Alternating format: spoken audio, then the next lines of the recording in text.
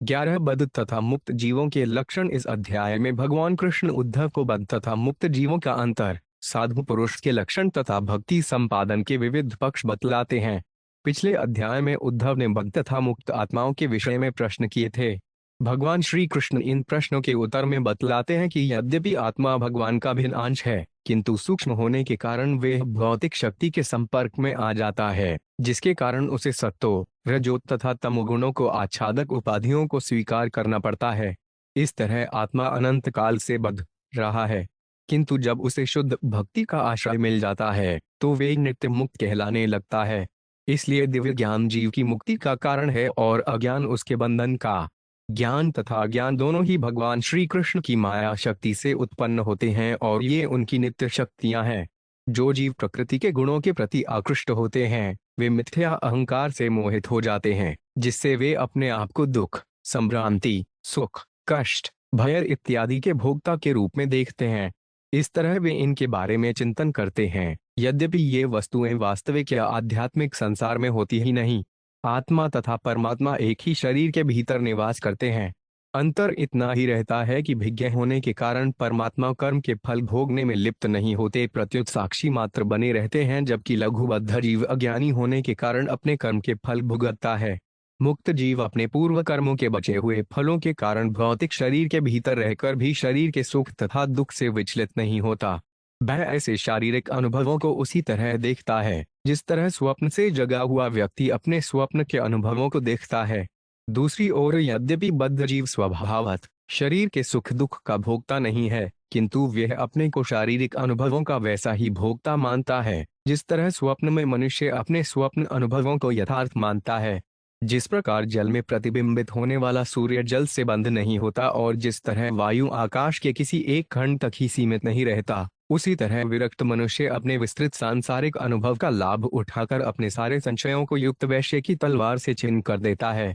क्योंकि उसकी जीवन शक्ति, इंद्रियां, मन तथा बुद्धि की प्रवृत्ति इंद्रिय विषयों पर टिकने की नहीं होती, इसलिए भौतिक शरीर के भीतर स्थित होकर भी वह मुक्त रहता जाता है।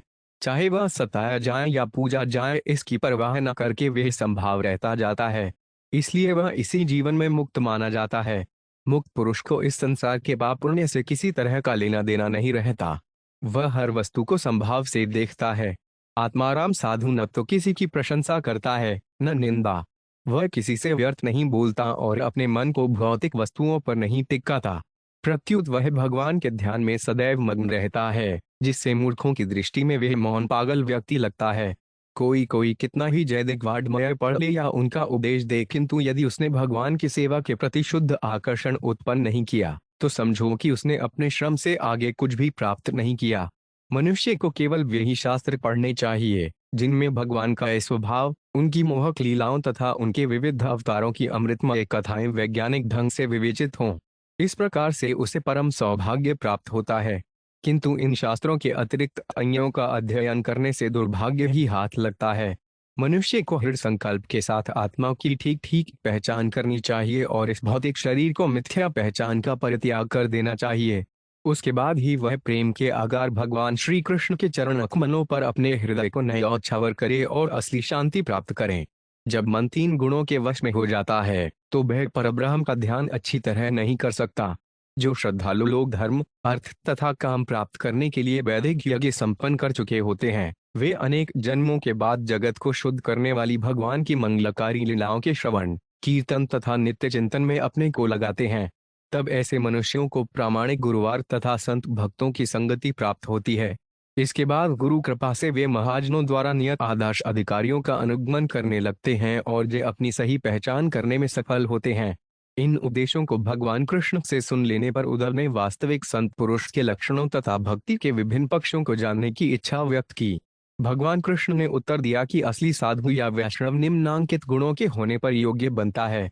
वह दयालु, ईर्ष्यारहित, सदा सत्यवादी, संयमी, दोष रहित, विशाल हृदय, भद्र, स्वच्छ, अपरिग्रही, सबों का सहायक, शांत, एकमात्र कृष्ण पर आश्रित, काम रहित, भौतिक प्रयास से रहित, स्थिर, मन के 6 शत्रुओं को वश में करने वाला, अधिक भोजन न करने वाला, कभी मोहग्रस्त न होने वाला, अन्यों का आदर करने वाला, कभी अपना सम्मान न चाहने वाला, गंभीर, कृपालु, मित्रवत, कवित्वमय, पट्टु तथा चुप रहने वाला होता है।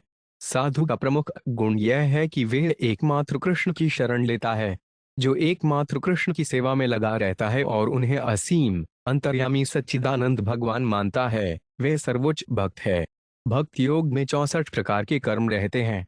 ये हैं 1 से 6: दर्शन, स्पर्श, पूजन, सेवा, महिमा गान तथा भगवान के अर्चा विग्रह एवं उनके भक्तों को नमस्कार करना। 7: भगवान के गुणों, लीलाओं आदि के कीर्तन को सुनने की ओर अनुरक्ति उत्पन्न करना। 8: सदैव भगवान के ध्यान में रहना। 9: प्राप्त होने वाली हर वस्तु को भगवान को अर्पित करना। 10: अपने को भगवान का दास समझना। 11: भगवान को अपना हृदय तथा आत्मा भेंट करना। 11: भगवान के जन्म तथा कार्यकलापों के महिमा गायन में अपने को लगाना। 13: भगवान से संबंधित छुट्टियों को मनाना। 14: अन्य भक्तों के साथ संगीत, गायन तथा नर्तन द्वारा भगवान के मंदिर में उत्सव करना। 15: सभी प्रकार के वार्षिक उत्सव मनाना। 16: भगवान को खाद्य वस्तुएं अर्पित करना। 17: वेदों तथा तंत्रों के अनुसार दीक्षा ग्रहण करना। 18: भगवान से संबंधित व्रत लेना। 19: भगवान के अर्चा विग्रह स्थापित करने के लिए उत्सुक रहना। 20: अकेले या अन्यों के साथ मिलकर भगवान की सेवा के लिए बाग, मंदिर, शहर इत्यादि का निर्माण करना। 21: भगवान के मंदिर की नम्रता पूर्वक सफाई करना। 22: भगवान को सेवा हेतु भगवान के आवास को रुकना, जल से धोना तथा शुभ बेल बूटों से सजाना। इसके बाद भगवान के अर्चा विग्रह को पूजा विधि का संक्षिप्त विवरण दिया गया है। श्री भगवान वाच बधो मुक्त इति व्याख्या गुणतो में न वस्तुतः गुणस्यत माया मूलत्वान में मोक्षलो न बंधनम। 1.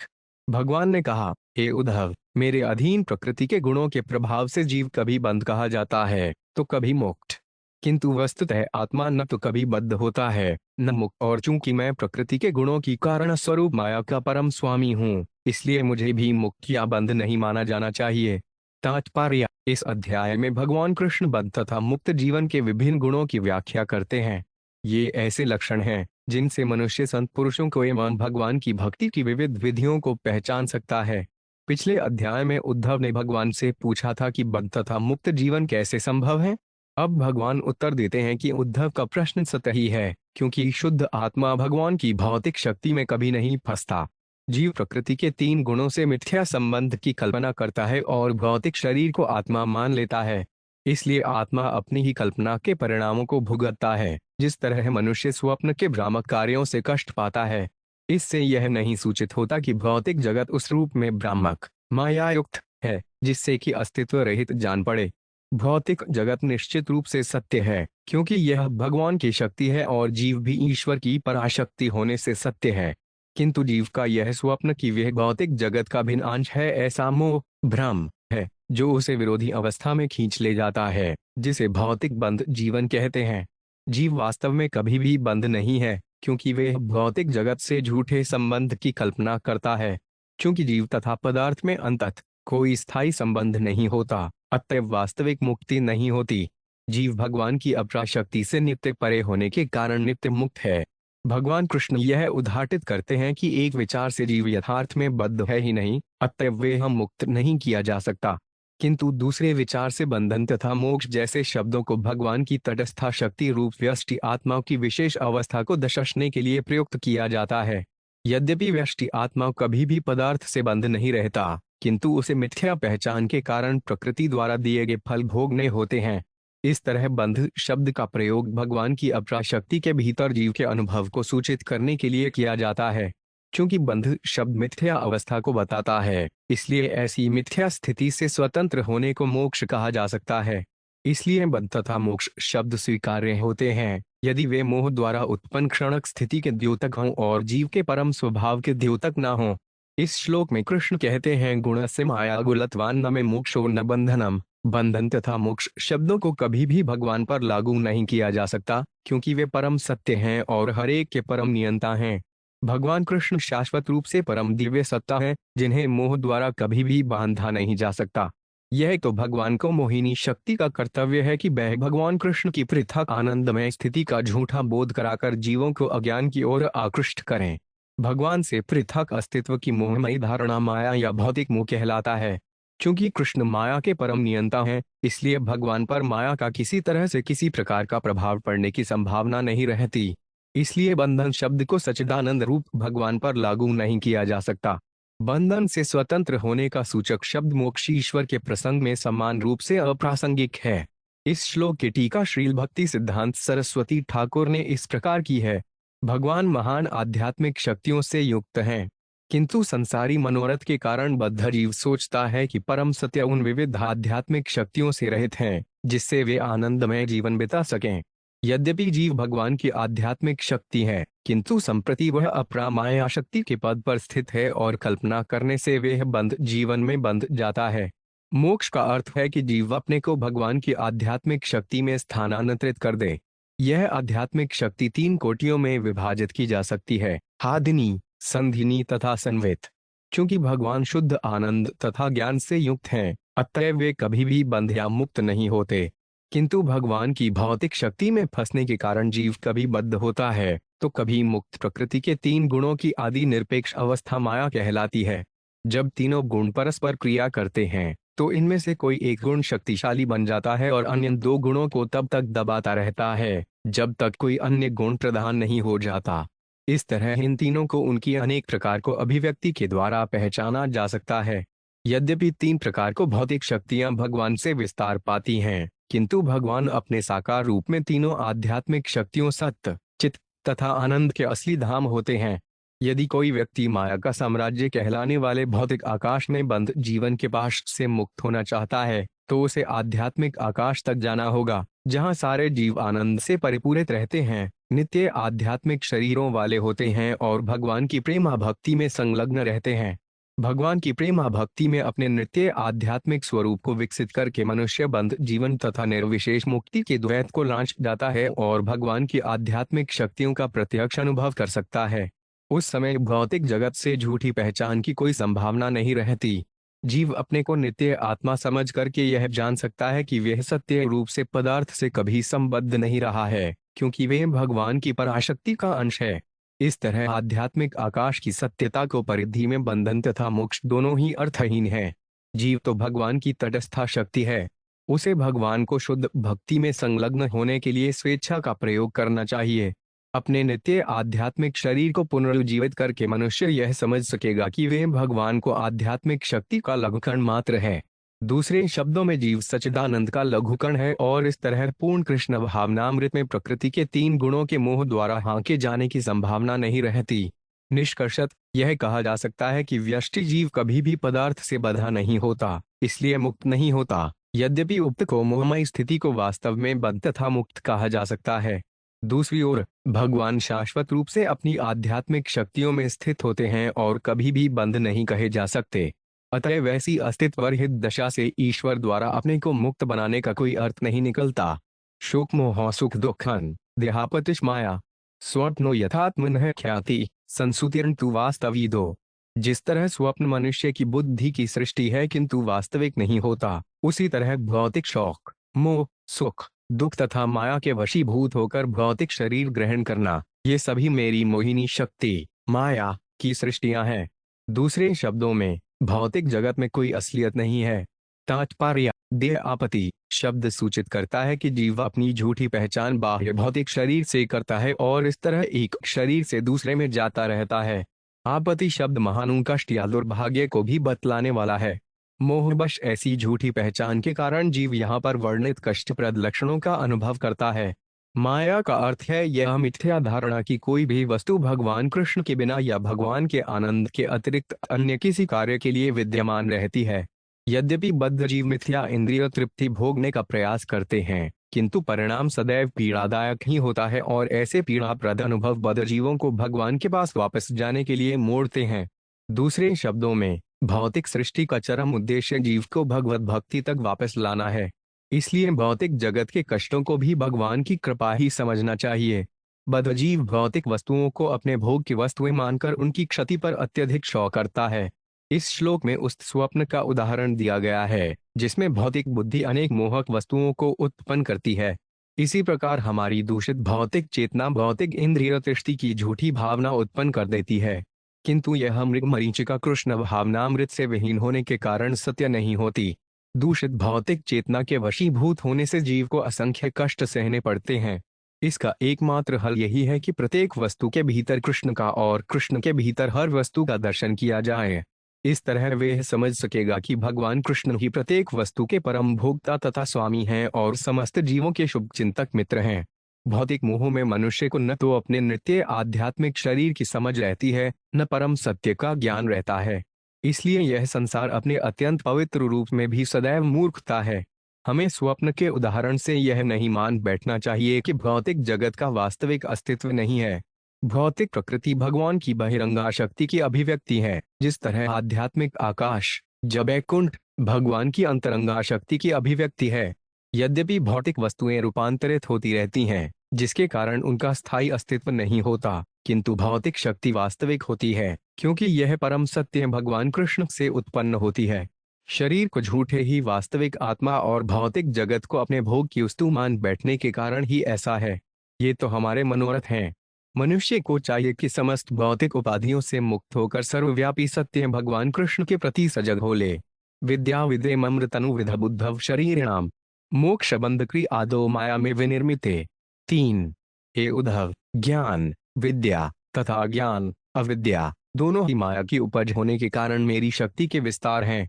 ये दोनों अनादि हैं और देहधारी जीवों को शाश्वत मोक्ष तथा बंधन प्रदान करने वाले हैं। तात्पर्य, विद्या के प्रसार से बद्ध जीव माया के बंधन से छूटता है। इसी तरह अविद्या के विस्तार से बद्ध जीव मोह तथा बंधन में फंसता जाता है। विद्या तथा अविद्या दोनों ही भगवान को प्रबल शक्ति से उत्पन्न है। जब जीव अपने को सूक्ष्म तथा स्थूल भौतिक शरीरों का स्वामी मानने लगता है, तो वह मोह से बंध जाता है। श्रील जीव गोस्वामी के अनुसार जीव को जीव माया और पदार्थ को गुण माया की उपाधि दी जा सकती है। जीव अपनी जीव माया को सांसारिक गुणात्मक शक्ति अर्थात गुण माया को मुट्ठी में रख देता है और झूठे ही स्वप्न देखता है कि वह भौतिक जगत का अंशरूप है। ऐसा कृत्रिम मेल मोह या अज्ञान कहलाता है। जब भगवान की समस्त शक्तियों को सही परिप्रेक्ष्य में देखा जाता है, तो जीव भौतिक बंधन से छूट जाता है और बैकुंठ में अपने आनंदमय नित्यधाम को लौट जाता है। भगवान अपनी शक्तियों से भिन्न नहीं है, किंतु परम नियंता के रूप में वे सदैव उनसे ऊपर रहते हैं। केवल यह बतलाने के लिए कि भगवान सदैव भौतिक कल्मश से रहित हैं, उन्हें मुक्त कहा जा सकता है, किंतु यह बतलाने के लिए हरगिज नहीं कि संसार के वास्तविक बंधन से वे मुक्त हैं। श्रील मध्वाचार्य के अनुसार विद्या भगवान की अंतरंगा शक्ति लक्ष्मी देवी की सूचक है और अविद्या भगवान की बहिरंगा शक्ति दुर्गा की। किंतु जैसा कि श्रील प्रभुपाद ने श्रीमद् भागवत की टीका 1 मार्च 1934 में बतलाया है, भगवान अपनी शक्तियों को इच्छानुसार रूपांतरित कर सकते हैं। क्योंकि भगवान परब्रह्म है, अतएव उनके सारे रूप, नाम, लीलाएं, लक्षण, संगीत तथा शक्तियां उनसे अभिन्न हैं। उनकी दिव्य शक्ति उनकी सर्वशक्तिमत्ता के अनुसार कार्य करती है। वही शक्ति अंतरंगा, बहिरंगा तथा तटस्था शक्तियों के रूप में कार्य करती है और भगवान अपनी सर्वशक्तिमत्ता के द्वारा उपर्युक्त शक्तियों में से किसी के माध्यम से कोई भी कार्य कर सकते हैं। वे अपनी इच्छा से बहिरंगा शक्ति को अंतरंगा शक्ति में रूपांतरित कर सकते हैं। इस संबंध में श्रील श्रीधर स्वामी लिखते हैं कि भगवान ने इस अध्याय के पहले श्लोक में बतलाया है कि जीव वास्तव में कभी भी बंधन में नहीं रहता, अतएव वे कभी भी मुक्त नहीं होता।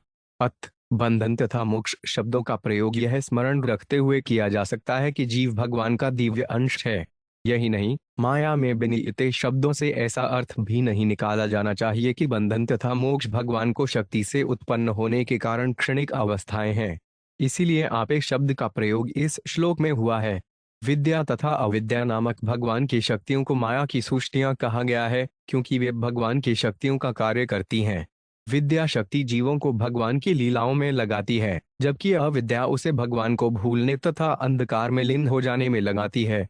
वस्तुत ज्ञान तथा अज्ञान भगवान की तटस्था शक्ति के शाश्वत विकल्प हैं और इस अर्थ में यह कहना गलत ना होगा कि जीव या तो शाश्वत बद्ध है या शाश्वत मुक्त है।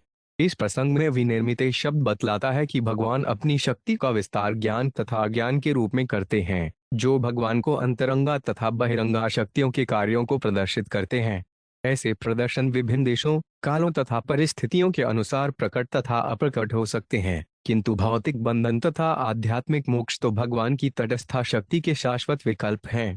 एक असैव ममाशस्य जीवस्थैव महामते। बंधो 5 से अविद्ययानादिर्विद्यया चर तथेतर। 4 है परम बुद्धिमान उद्धव, जीव मेरा भिन्न अंश है, किंतु अज्ञान के कारण वह अनादिकाल से भौतिक बंधन भोगता रहा है, फिर भी ज्ञान द्वारा वे मुक्त हो सकता है। तात्पर्य: जिस तरह सूर्य अपने ही प्रकाश से प्रकट होता है अथवा अपने द्वारा उत्पन्न बादलों से ढक जाता है, उसी तरह भगवान ज्ञान तथा अज्ञान से, जो कि उनकी शक्ति के अंश है, अपने को प्रकट तथा अप्रकट करते हैं। भगवद्गीता 7.5 में कहा गया है, अप्रियमितस्त्वयं प्रकृति विधि में परम जीवधूत आ महाबाहो यदम धार्यते जगत। हे महाबाहु अर्जुन, इस अपरा प्रकृति के अतिरिक्त मेरी एक अन्य पराशक्ति है, जो उन जीवों से युक्त है जो प्रकृति से संघर्ष कर रहे हैं और ब्रह्मांड का पालन कर रहे हैं। इस श्लोक के बारे में श्रील प्रभुपाद कहते हैं, परमेश्वर कृष्ण ही एकमात्र नियंता हैं और सारे जीव उन्हीं के द्वारा नियंत्रित हैं। ये सारे जीव उनकी पराशक्ति हैं, क्योंकि उनके गुण परमेश्वर के समान हैं, किंतु शक्ति की मात्रा के मामले में वे कभी भी समान नहीं हैं। शक्ति की मात्रा को निकृष्टता के कारण ही जीव माया से आच्छादित हो जाता है और भगवान की शरण में जाने पर पुनः मुक्त होता है। अंश शब्द का उल्लेख भगवद गीता 15.7 में भी हुआ है। मर्मवांशों जीवलोके जीवभूत सनावना जीव अंश है, अतएव वे मोक्ष तथा बंधन के अधीन है। जैसा कि विष्णु पुराण में कहा गया है, विष्णु शक्ति पर प्रोक्ता क्षेत्र व्याख्या तथा परा अविद्या कार्य सज्ञान्या तृतीय शक्तिर्ष्यते। भगवान विष्णु के पास उनको श्रेष्ठ अंतरंगा शक्ति के साथ ही क्षेत्रज्ञा शक्ति भी होती है। यह क्षेत्रज्ञा शक्ति आध्यात्मिक शक्ति भी है, किंतु कभी कभी यह एक तीसरी या भौतिक शक्ति द्वारा आच्छादित रहती है, जिसे अज्ञान या अविद्या कहते हैं। इस तरह आच्छादन की विभिन्न अवस्थाओं के कारण दूसरी अर्थात तटस्था शक्ति विभिन्न विकासात्मक रूपों में प्रकट होती है। श्रील भक्ति विनोद ठाकुर ने लिखा है कि जीव अनादिकाल से सकाम कर्म करता आया है, इस तरह उसके बंध जीवन को अनादि कहा जा सकता है, किंतु ऐसा बंध जीवन अंतहीन नहीं है, क्योंकि जीव भगवत भक्ति के द्वारा मोक्ष प्राप्त कर सकता है। क्योंकि जीव मोक्ष लाभ कर सकता है, इसलिए श्रील भक्ति विनोद ठाकुर कहते हैं कि उसका मुक्त जीवन एक बिंदु से प्रारंभ होता है, किंतु होता है अंतहीन, क्योंकि मुक्त जीवन को नित्य माना जाता है। जो भी हो, जिसने भी भगवान कृष्ण की शरण प्राप्त कर ली है, उसे नित्य मुक्त माना जा सकता है, क्योंकि ऐसा व्यक्ति आध्यात्मिक आकाश के नित्य वायुमंडल में प्रवेश कर चुका है। क्योंकि आध्यात्मिक आकाश में भौतिक काल नहीं होता, अतः जो व्यक्ति भगवान कृष्ण के लोक में नित्य आध्यात्मिक शरीर प्राप्त कर लेता है, वे काल से प्रभावित नहीं होता। कृष्ण के साथ उसके शाश्वत आनंदमय जीवन को भौतिक भूत वर्तमान तथा भविष्य नहीं कहा जा सकता, इसलिए वे नित्य मोक्ष कहलाता है। आध्यात्मिक आकाश में भौतिक काल अनुपस्थित रहता है और हर जीव परम पद प्राप्त करके शाश्वत मुक्त रहता है। ऐसा मोक्ष विद्या अर्थात सम्यक ज्ञान द्वारा प्राप्त किया जा सकता है, जिसे 3 अवस्थाओं में ब्रह्म, परमात्मा तथा भगवान के रूप में जाना जाता है, और इसका वर्णन श्रीमद् भागवत में हुआ है। विद्या या ज्ञान की चरम अवस्था है भगवान को समझना। भगवद गीता में ऐसे ज्ञान को राजविद्या अर्थात समस्त ज्ञान का राजा कहा गया है, और यह परम मोक्ष दिलाने वाला है। अथबधस्य मुक्तस्य वैलक्षण यौन वदामि ते विरुद्ध शर्मणोस्तात् स्थित्योरे कथमिनि। 5 इस तरह हे उद्धव, एक ही शरीर में हम 2 विरोधी लक्षण यथा महान सुख तथा दुख पाते हैं। ऐसा इसलिए है क्योंकि नित्य मुक्त भगवान तथा बंधात्मा दोनों ही शरीर के भीतर हैं। अब मैं तुमसे उनके विभिन्न लक्षण कहूंगा। तात्पर्य: पिछले अध्याय के 36वें श्लोक में उद्धव ने मुक्त तथा बंध जीवन के लक्षणों के विषय में जिज्ञासा व्यक्त की थी। श्रील श्रीधर स्वामी बतलाते हैं कि बंधन तथा मोक्ष को 2 विभागों में समझा जा सकता है, या तो सामान्य बद्धात्मा तथा नित्य मुक्त भगवान के मध्य अंतर के रूप में, अथवा जीव कोटि के बद्ध तथा मुक्त जीवों के अंतर के रूप में। भगवान सर्वप्रथम सामान्य जीव तथा भगवान के बीच के अंतर को बतलाएंगे, जिसे नियंत्रित तथा नियंता के अंतर के रूप में समझा जा सकता है। सुपर्णावेतो सदर्शो सखायो यच्छ एतो कृतनीडोश्चर वृक्षे एकस्तयो खाद्ति पिपलान मन्यो निर्तन्नोड पिबलेन भूयान। 6 संयोगवश 2 पक्षियों ने एक ही वृक्ष पर एक साथ घोंसला बनाया है। दोनों पक्षी मित्र हैं और एक जैसे स्वभाव के हैं, किंतु उनमें से एक तो वृक्ष के फलों को खा रहा है, जबकि दूसरा, जो कि इन फलों को नहीं खा रहा है, अपनी शक्ति के कारण श्रेष्ठ पद पर है। तात्पर्य: एक ही वृक्ष पर 2 पक्षियों का दृष्टांत भौतिक शरीर के हृदय के भीतर आत्मा तथा परमात्मा दोनों की उपस्थिति का परिचायक है। जिस प्रकार पक्षी किसी वृक्ष में घोंसला बनाता है, उसी तरह जीव हृदय के भीतर स्थित है। यह दृष्टांत उपयुक्त है क्योंकि पक्षी सदैव वृक्ष से पृथक होता है। इसी तरह आत्मा तथा परमात्मा दोनों ही पृथक सत्ताएं हैं और नश्वर शरीर से पृथक हैं। बलेन शब्द सूचित करता है कि भगवान अपनी अंतरंगा शक्ति से तुष्ट रहते हैं, जो कि सच्चिदानंद स्वरूप है। जैसा कि भ्रूयान शब्द से सूचित होता है, परमेश्वर सदैव श्रेष्ठ पद पर आसीन है, जबकि जीव कभी मोहग्रस्त रहता है तो कभी प्रबुद्ध रहता है। बलेन शब्द बतलाता है कि भगवान कभी भी अंधकार या अज्ञान में नहीं रहते, अपितु पूर्ण आनंदमय चेतना में रहते हैं। इस तरह भगवान निरंजन है, अर्थात भौतिक कर्मों के तिक्त फलों में अरुचि रखते हैं, जबकि सामान्य बद्ध जीव तिक्त फलों को मीठा समझकर खाने में लगा रहता है। अंततः समस्त भौतिक प्रयास का फल मृत्यु है, किंतु जीव मूर्खतावश सोचता है कि भौतिक वस्तुओं से उसे आनंद मिलेगा। सकाया शब्द भी महत्वपूर्ण है। हमारे असली मित्र भगवान कृष्ण हैं, जो हमारे हृदय के भीतर स्थित हैं। एकमात्र वे ही हमारी आवश्यकताओं को जानते हैं और वे ही हमें असली सुख प्रदान कर सकते हैं। कृष्ण इतने दयालु हैं कि वे हृदय में धैर्य रूप में स्थित होकर बद्ध जीव को भगवधाम वापस ले जाने का मार्गदर्शन करते हैं। यह निश्चित है कि कोई भी संसारी मित्र अपने मूर्ख मित्र के साथ लाखों वर्षों तक नहीं रहता रहेगा, विशेषतया तब जबकि वे उसकी उपेक्षा करें या उसे कोसे भी। किंतु भगवान कृष्ण इतने श्रद्धालु प्रेमी मित्र हैं कि वे असुर से असुर जीव के साथ भी रहते हैं और एक कीट, शुकर तथा कुकर के भी हृदय में रहते हैं। इसका कारण यह है कि भगवान कृष्ण अत्यधिक कृष्ण भावना भावित हैं और प्रत्येक जीव को अपने अंश के रूप में देखते हैं। हर सजीव प्राणी को इस संसार रूपी वृक्ष के तिक्त फलों का परित्याग कर देना चाहिए। उसे अपने हृदय के भीतर स्थित भगवान को ओर मुख मोड़ना चाहिए और अपने असली मित्र भगवान कृष्ण के साथ प्रेमय संबंध को पुनः जागृत करना चाहिए। सहर्ष शब्द बतलाता है कि जीव तथा भगवान दोनों ही चेतन प्राणी हैं। भगवान का अंश होने से हम उनके स्वभाव के भागीदार होते हैं, किंतु अत्यंत सूक्ष्म मात्रा में। इस तरह भगवान तथा जीव सहिष्णु होते हैं। ऐसा ही कथन श्वेताशतर उपनिषद 4.6 में पाया जाता है। ध्वसुपर्णा सयुजा सखाया सम्मान वृक्ष परिशस्व जाते तयोरण्य पिपल स्वाद्वतिनश्नत्रयों उभयचाक्षीति।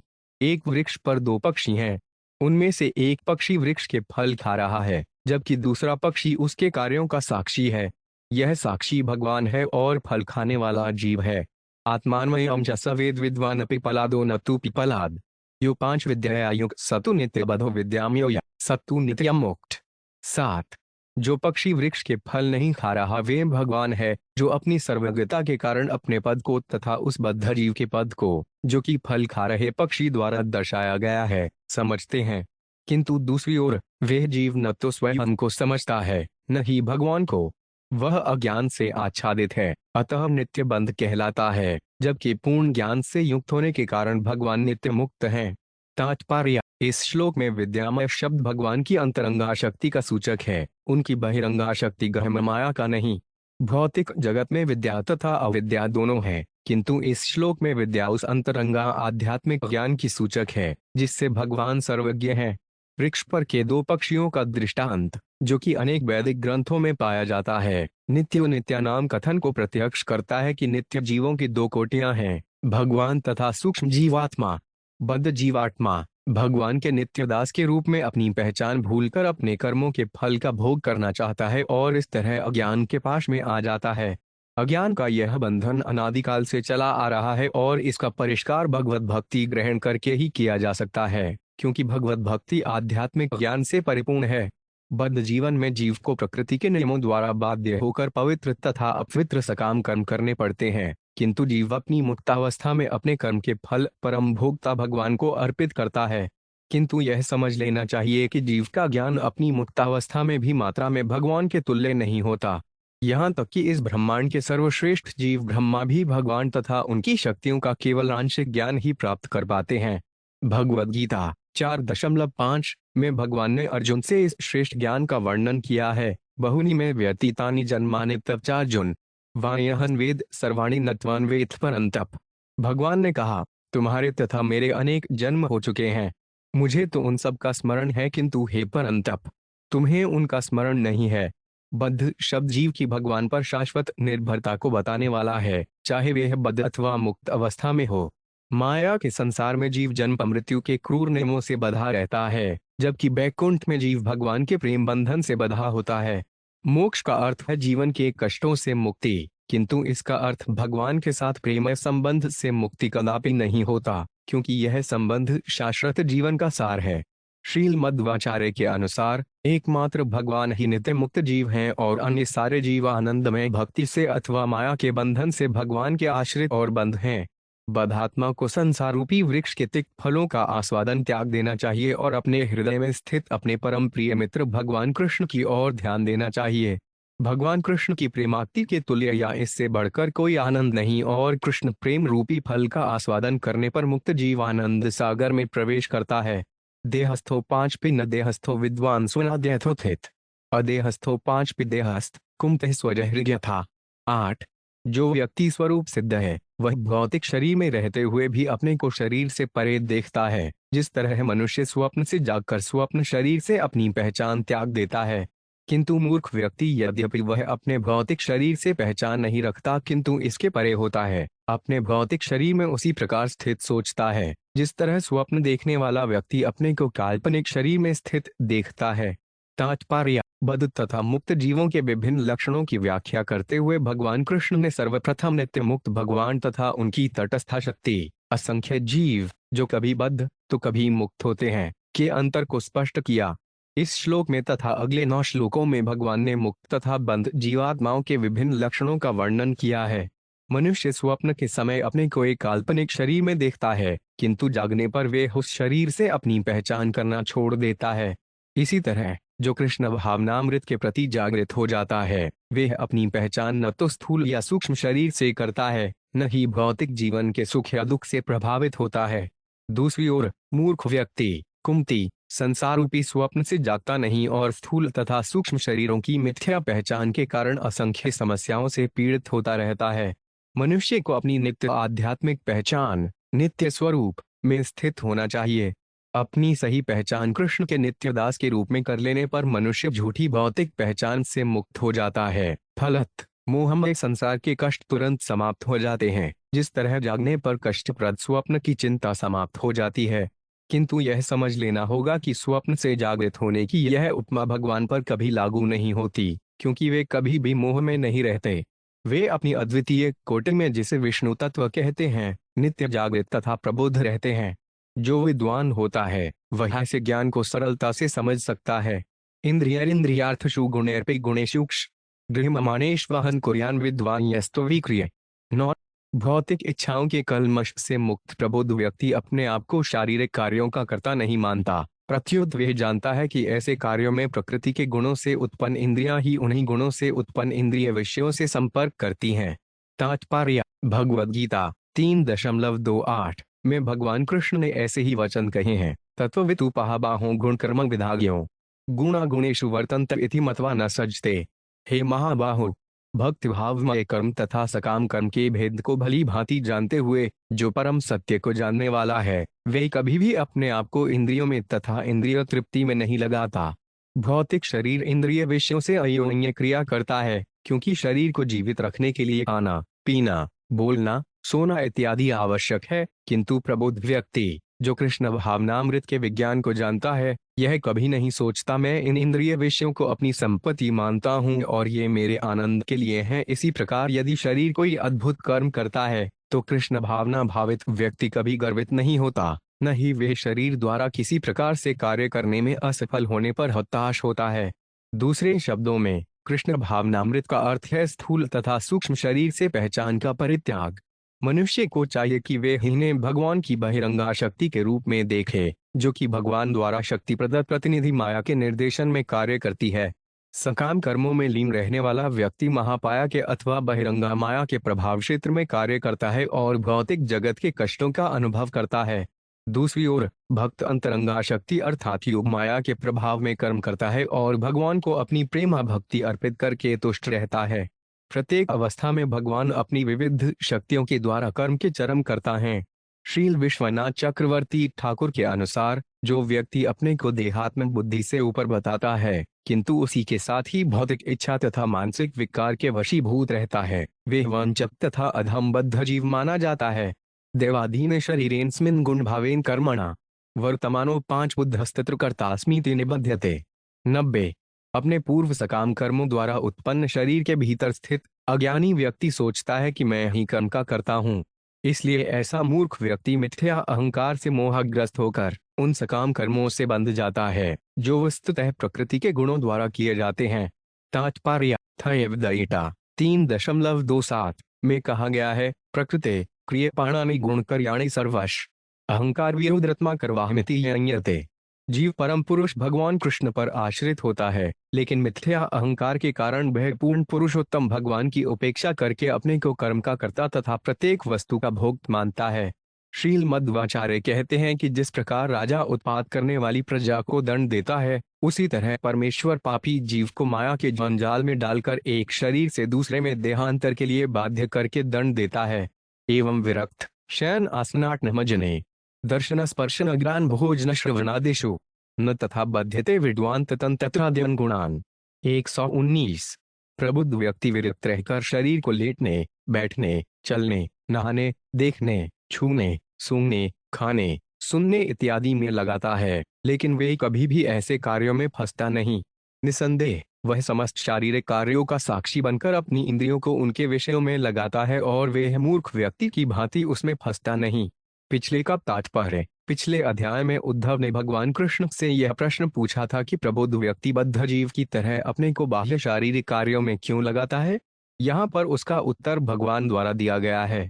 मूर्ख व्यक्ति शारीरिक कार्यों में लगा रहकर भौतिक जीवन के कारणों तथा फल में लिप्त रहता है, अतएव उसे उत्कट शौक तथा हर्ष का सामना करना पड़ता है। किंतु स्वरूप सिद्ध व्यक्ति सामान्य व्यक्तियों को हार तथा पीड़ा का अध्ययन करता है और शारीरिक कार्यों को भोगने का भूलकर भी प्रयास नहीं करता, उल्टे वह विरक्त साक्षी बनकर अपनी इंद्रियों को शरीर पालन के सामान्य कार्यों में लगाता है। जैसा कि आद्यंत शब्द से सूचित होता है, वे एक भौतिक अनुभव में वास्तविक स्व अर्थात अपने आप को न लगाकर और कुछ को लगाता है। प्रकृति दो 5 पे संसक्तो यथा खंसवितानिल वैशारद्रेक्षया सदृशित्याच्छिन्न संशय प्रतिबुद्धि स्वप्नानात्वाद विनिवर्ते। 13। यद्यपि आकाश हर वस्तु की विश्राम स्थली है, किंतु वह न तो किसी वस्तु से मिलता है न उसमें उलझता है। इसी प्रकार सूर्य उन नाना जलाशयों के जल में लिप्त नहीं होता जिनमें से वे प्रतिबिंबित होता है। इसी तरह सर्वत्र बहने वाली प्रबल वायु उन असंख्य सुगंधियों तथा वातावरणों से प्रभावित नहीं होती जिनमें से होकर वे गुजरती है। ठीक इसी तरह स्वरूप सिद्धात्मा भौतिक शरीर तथा अपने आसपास के भौतिक जगत से पूर्णतया विरक्त रहता है। वह उस मनुष्य की तरह है जो स्वप्न से जगा है। स्वरूप सिद्धात्मा विरक्ति द्वारा प्रकट की गई कुशल इष्टि से आत्मा के पूर्ण ज्ञान से समस्त संशयों को छिन्न भिन्न कर देता है और अपनी चेतना को भौतिक विविधता के विस्तार से पूर्णतया विलग कर लेता है। तात्पर्य, श्रील भक्ति सिद्धांत सरस्वती ठाकुर के अनुसार प्रबुद्ध व्यक्ति अपनी आध्यात्मिक पहचान के प्रत्यक्ष अनुभव द्वारा समस्त संशयों को छिन्न कर देता है। श्री कृष्ण पूर्ण पुरुषोत्तम भगवान हैं और उनसे पृथक किसी अस्तित्व की संभावना नहीं हो सकती। ऐसे कुशल ज्ञान से सारे संशय छिन्न भिन्न हो जाते हैं। जैसा कि यहाँ पर कहा गया है, प्रकृति स्थीन पे संयुक्त है। आकाश, सूर्य अथवा वायु की तरह स्वरूप सिद्ध व्यक्ति भगवान की सृष्टि में रहते हुए भी उसमें बंधता नहीं। नानात्व मनुष्य के भौतिक शरीर, अन्यों के शरीरों तथा शारीरिक एवं मानसिक इंद्रिय तृप्ति की असंख्य साज सामग्री का द्योतक है। कृष्ण भावनामृत के प्रति जागरूक होने से मनुष्य मोहमय इंद्रिय तृप्ति से विलग हो जाता है और शरीर के भीतर स्थित आत्मा के उत्तरोत्तर साक्षात्कार में लीन रहने लगता है। जैसा कि वृक्ष पर बैठे दो पक्षियों के दृष्टांत से प्रकट होता है, आत्मा तथा परमात्मा दोनों ही स्थूल तथा सूक्ष्म शरीरों से सर्वथा पृथक हैं। यदि मनुष्य भगवान पर पूर्णतः आश्रित हो जाए तो इस जगत के भीतर रहते हुए भी उसे कोई कष्ट या चिंता नहीं होगी। भौतिक पदार्थों के असीम अनुभव से मनुष्य की चिंता में वृद्धि ही होती है, जबकि परम सत्य भगवान कृष्ण की अनुभूति से मनुष्य को तुरंत शांति लाभ होता है। इस प्रकार बुद्धिमान व्यक्ति पदार्थ जगत से विरक्त होकर पूर्णतया स्वरूप सिद्ध तथा कृष्ण भावना भावित बन जाता है।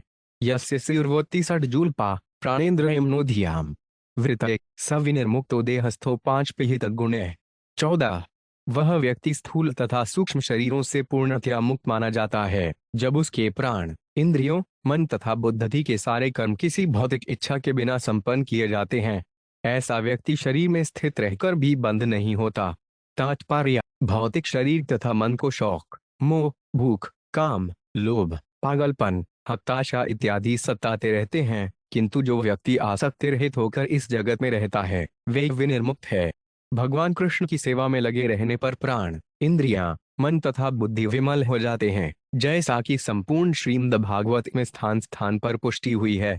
अस्यात्मा हिंसिते हिंस्रयेन किलिद्यटचया अर्चिते वा क्वचित् तत्र न वितक्रियते बोध। 15। कभी कभी अकारण हो मनुष्य के शरीर पर क्रूर व्यक्तियों या उग्र पशुओं द्वारा आक्रमण किया जाता है। अन्य अवसरों तथा अन्य स्थानों पर उसी व्यक्ति का देवयोग से अत्यंत सम्मान या पूजन होता है।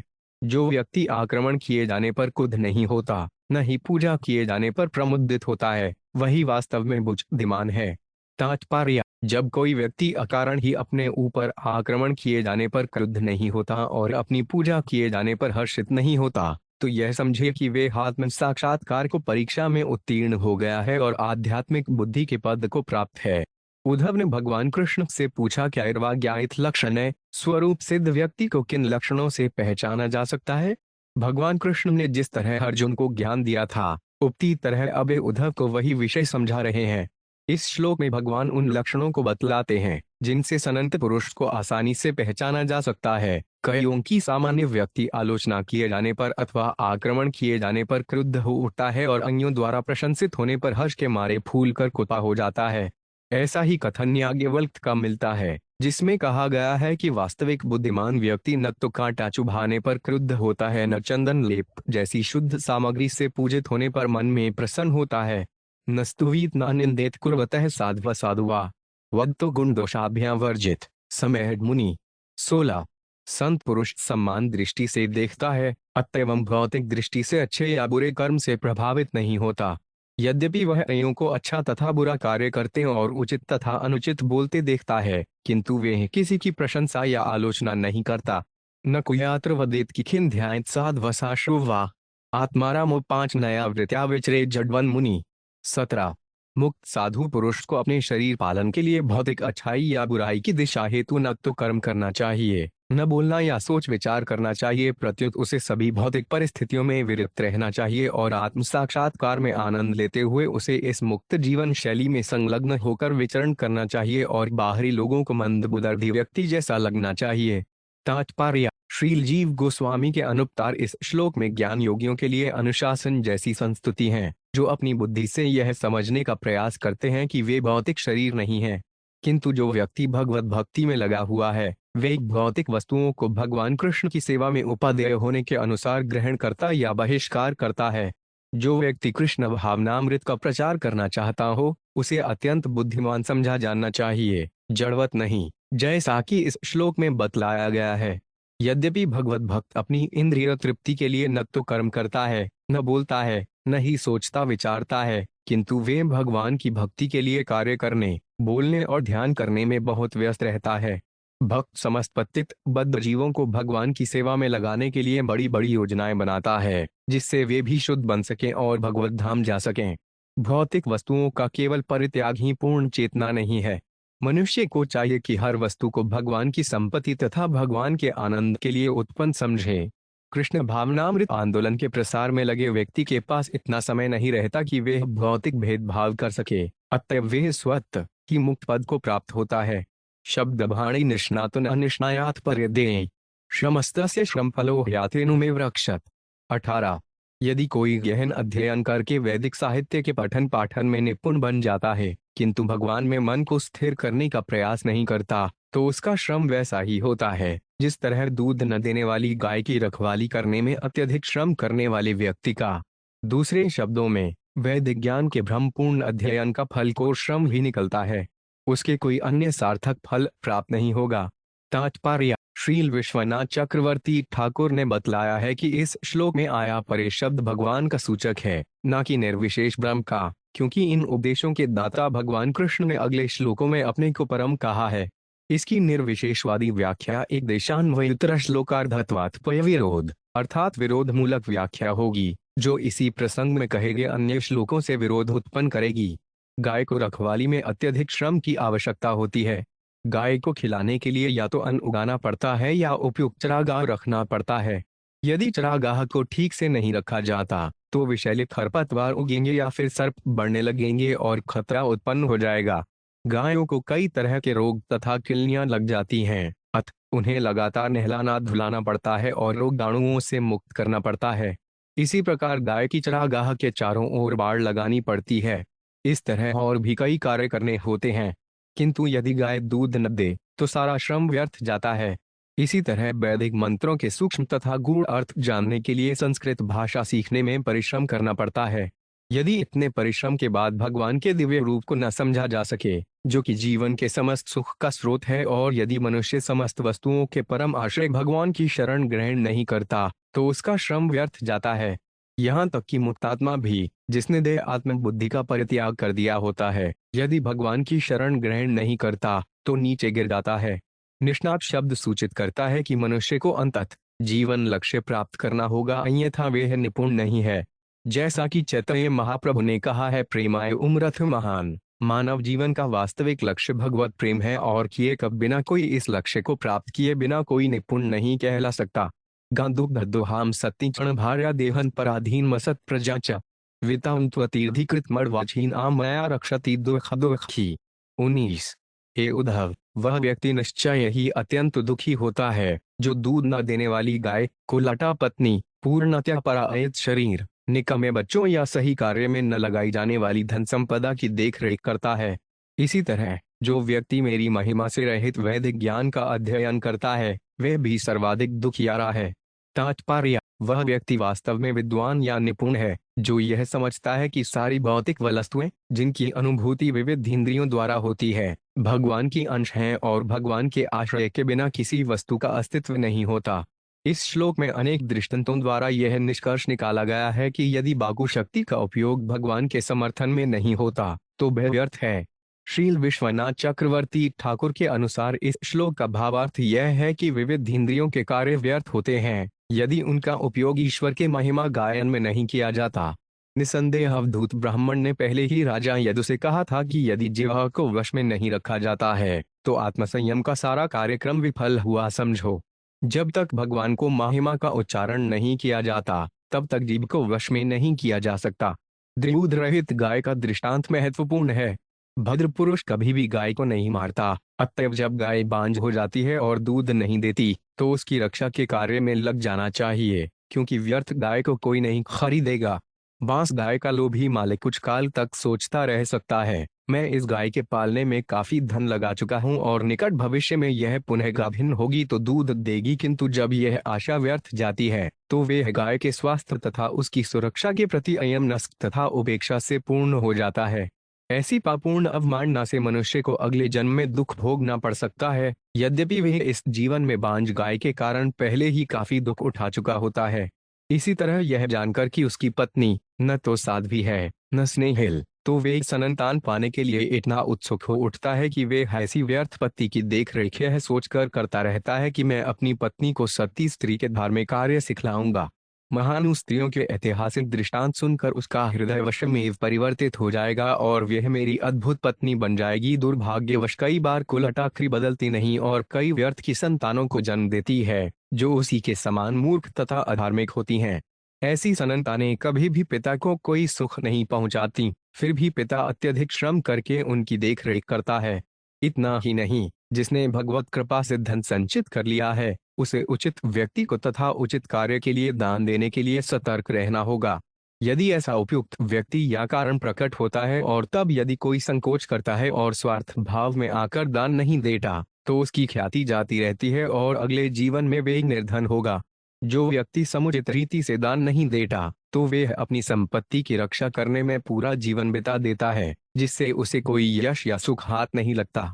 पिछले सारे दृष्टांत उस वैदिक ज्ञान का श्रम पूर्वक अध्ययन करने की व्यर्थता को बतलाने वाले हैं जो भगवान की महिमा का गान नहीं करता। श्रील जीव गोस्वामी टीका करते हैं कि वेदों को आध्यात्मिक ध्वनि का उद्देश्य मनुष्य को भगवान कृष्ण के चरण कमलों तक लाना है। उपनिषदों तथा अन्य वैदिक ग्रंथों में परम सत्य को पाने के लिए अनेक विधियों की संस्तुति की गई है, किंतु परस्पर विरोधी तथा अनेक व्याख्याओं, टीकाओं और आदेशों के कारण मनुष्य ऐसे साहित्य के अध्ययन मात्र से परम सत्य को प्राप्त नहीं कर सकता। किंतु यदि मनुष्य भगवान श्री कृष्ण को समस्त कारणों का परम कारण समझता है और उपनिषदों तथा अन्य वैदिक साहित्य को परमेश्वर के महिमा गान के रूप में पढ़ता है तो वे निश्चय ही भगवान के चरण कमलों में स्थिर हो सकता है। उदाहरणार्थ, श्रील प्रभुपाद ने श्री ईशोपनिषद तथा टीका इस प्रकार किए हैं कि पाठक भगवान के निकट पहुंच जाता है। निसंदेह भगवान कृष्ण के चरण कमल ही एकमात्र विश्वसनीय नाव है जिससे संसार रूपी तरंगित सागर को पार किया जा सकता है। श्रीमद् भागवत के 10वें स्कंद में ब्रह्मा तक ने कहा है कि यदि कोई व्यक्ति भक्ति के मंगलप्रद मार्ग को छोड़ देता है और वैदिक चिंतन में व्यर्थ श्रम करता है तो वे उस मूर्ख के तुल्य है जो खाली भूसी को पीट कर चावल पाने की आशा करता है। श्रील जीव गोस्वामी को संस्तुति है कि मनुष्य शुष्क वैदिक चिंतन का पूर्ण रूपेण परित्याग कर दे, क्योंकि इससे उसे परम सत्य भगवान कृष्ण को भक्ति नहीं मिल सकती। यस्य न मे पावनम कर्म स्थिति प्राण निरोधमस्य लीला अवतारेप्सित जन्मवास्थाद वंध्या गिरवंत आंबे भूयान धीर। 20। हे जद्धव, बुद्धिमान व्यक्ति को चाहिए कि वह कभी भी ऐसा ग्रंथ न पढ़े जिनमें संपूर्ण ब्रह्मांड को पवित्र करने वाले मेरे कार्यकलापों का वर्णन न हो। निसंदेह मैं संपूर्ण जगत का सृजन, पालन तथा संहार करता हूँ। मेरे समस्त लीला अवतारों में से कृष्ण तथा बलराम सर्वाधिक प्रिय हैं। ऐसा कोई भी तथाकथित ज्ञान जो मेरे इन कार्यकलापों को महत्व नहीं देता वह निराभंजर है और वास्तविक बुद्धिमानों द्वारा स्वीकार्य नहीं है। तात्पर्य, यहाँ पर लीला वारिप्सित जन्य शब्द अत्यंत महत्वपूर्ण है। अद्भुत लीलाएं संपन्न करने के लिए भगवान का अवतार लीला अवतार कहलाता है और विष्णु के ऐसे अद्भुत रूप रामचंद्र, नृसिंहदेव, कूर्म, वराह जैसे नामों से प्रशंसित होते हैं। किंतु इन समस्त लीला अवतारों में से आज भी सर्वाधिक प्रिय भगवान कृष्ण हैं, जो कि कृष्ण तत्व के आदि स्रोत हैं। भगवान का प्राकट्य कंस के बंदी गृह में होता है और वे तुरंत ही वृंदावन के ग्रामीण परिवेश में स्थानांतरित कर दिए जाते हैं, जहां पर वे अपने ग्वाल मित्रों, सखियों, माता पिता तथा शुभ चिंतकों के साथ अद्भुत बाल लीलाएं प्रदर्शित करते हैं। कुछ काल बाद भगवान की लीलाएं मथुरा तथा द्वारका में स्थानांतरित हो जाती हैं और वृंदावनवासियों का असामान्य प्रेम भगवान कृष्ण के कष्टमय विरह में लक्षित होता है। भगवान को ऐसी लीलाएं ईप्सित अर्थात परम सत्य के साथ समस्त प्रेम के विनिमय के आगार हैं। भगवान के शुद्ध भक्त अत्यंत बुद्धिमान तथा निपुण होते हैं और वे ऐसे व्यर्थ तथा निकृष्ट ग्रंथों पर ध्यान ही नहीं देते जो सर्वोच्च सत्य भगवान कृष्ण की उपेक्षा करते हैं। यद्यपि ऐसे ग्रंथ सारे संसार में भौतिकतावादी व्यक्तियों के बीच अत्यंत लोकप्रिय हैं, किंतु शुद्ध वैष्णव समुदाय द्वारा वे पूर्णतया उपेक्षित हैं।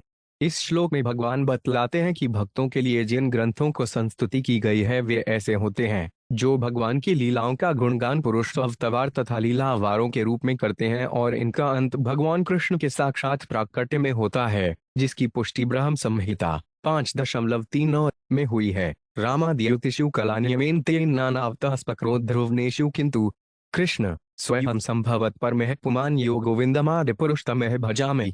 मैं उन आदि भगवान गोविंद की पूजा करता हूँ जो साक्षात कृष्ण के रूप में तथा राम, नृसिंह, वामन आदि विभिन्न अवतारों के रूप में संसार में प्रकट हुए। यहाँ तक कि जो वैदिक ग्रंथ भगवान की उपेक्षा करते हों उनकी भी उपेक्षा करनी चाहिए। जब वेदों के रचयिता वेद व्यास अपनी कृति से असंतुष्ट हो रहे थे तो यही बात नारद मुनि ने व्यास देव को समझाई थी। एवं जिज्ञासा पोह्य नानात्व भ्रमात्मनि उपारमेत वीर्जन मनोमयर्पे सर्वगे। 29। समस्त ज्ञान के निष्कर्ष रूप में मनुष्य को चाहिए कि वे भौतिक विविधता की मिथ्या धारणा को त्याग दे जिसे वह आत्मा पर थोपता है और इस तरह अपने भौतिक अस्तित्व को समाप्त कर दे। चूंकि मैं सर्वव्यापी हूँ इसलिए मुझ पर मन को स्थिर करना चाहिए। तात्पर्य, यद्यपि पिछले श्लोकों में भगवान ने उन निर्विशेष दार्शनिकों की जीवन शैली तथा पहुंच का वर्णन किया है जो पदार्थ और आत्मा के अंतर पर ध्यान करते हैं, किंतु यहाँ पर वे ज्ञान के पथ का बहिष्कार करते हैं और अंतिम निष्कर्ष पर पहुँचते हैं जो कि तख्त योग है। ज्ञान मार्ग उसे ही भाता है जो यह नहीं जानता कि कृष्ण ही भगवान है, जैसा कि भगवद गीता 7.19 में कहा गया है। बहुना जन्म नामन्ते ज्ञानवान सा प्रपद्यते वासुदेव स्वामिति स महात्मा सुदुर्लभ। वासुदेव सर्वमिति अर्थात वासुदेव ही सर्वस्त्र हैं। यह पद इसी श्लोक में आए सर्वे जैसा ही है। मनुष्य को जानना चाहिए कि भगवान क्यों सर्वव्यापी हैं। श्रीमद् भागवत के प्रथम श्लोक में कहा गया है, जन्माद्यस्य यत्, भगवान हर वस्तु के स्रोत हैं। जैसा कि इस अध्याय के पिछले श्लोक में कहा गया है, वे हर वस्तु का सृजन, पालन तथा संहार करने वाले हैं। इस प्रकार भगवान वायु या सूर्य प्रकाश की तरह सर्वव्यापक नहीं है, प्रत्युत वे परम नियंता के रूप में सर्वव्याप्त होते हैं जो हर जीव के भाग्य को अपने हाथों में रखते हैं। अतिरिक्त अंततोगत्वा हर वस्तु कृष्ण का अंश है, अतएव कृष्ण के अतिरिक्त अन्य कोई आराध्य वस्तु नहीं है।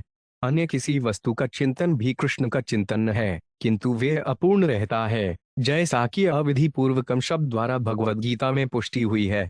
गीता में भगवान कृष्ण यह भी कहते हैं कि सारे जीव भगवधाम जाने के मार्ग पर हैं, किंतु अज्ञान के कारण उनमें से कुछ मूर्खतावश यह सोचकर रास्ते में रुक जाते हैं या पीछे चले आते हैं कि उनकी यात्रा समाप्त हो गई है, जबकि वास्तव में वे भगवान की किसी लघु शक्ति में लटके रह जाते हैं।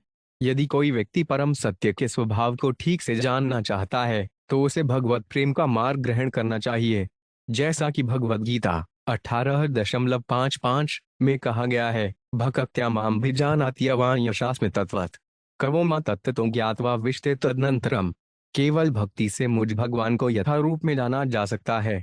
जब मनुष्य ऐसी भक्ति से परम पुरुष के पूर्ण भावनामृत में होता है, तो वह बैकुंठ जगत में प्रवेश कर सकता है। इस श्लोक में नानात्व भ्रमम स्थूल तथा सूक्ष्म भौतिक शरीरों से झूठी पहचान का सूचक है। श्रमम शब्द भूल को बताने वाला है। इसका अर्थ भ्रमण या चक्कर लगाना भी हो सकता है। बदअजीब मोह में गिरने की भूल से भौतिक शरीरों की एक श्रृंखला में लगातार घूमता रहता है, कभी देवता रूप में तो कभी मल के कीट रूप में प्रकट होता है। उपार्मेत शब्द का अर्थ है कि मनुष्य को इस तरह निरर्थक भटकना बंद करके अपने मन को परम सत्य पर टिकाना चाहिए, जो हरे के प्रेम के वास्तविक लक्ष्य है। ऐसा निष्कर्ष भावनात्मक नहीं, अपितु वैशेषिक बुद्धि जिज्ञाल्या का फल है। इस तरह उद्धव से जिज्ञासा के अनेक पहलुओं की व्याख्या करने के बाद अब कृष्ण शुद्ध भगवदेम अर्थात कृष्ण भावनामृत के अंतिम निष्कर्ष पर आते हैं। ऐसे प्रेम के बिना भगवान पर मन को नित्य रूप में स्थिर करने का प्रश्न ही नहीं उठता।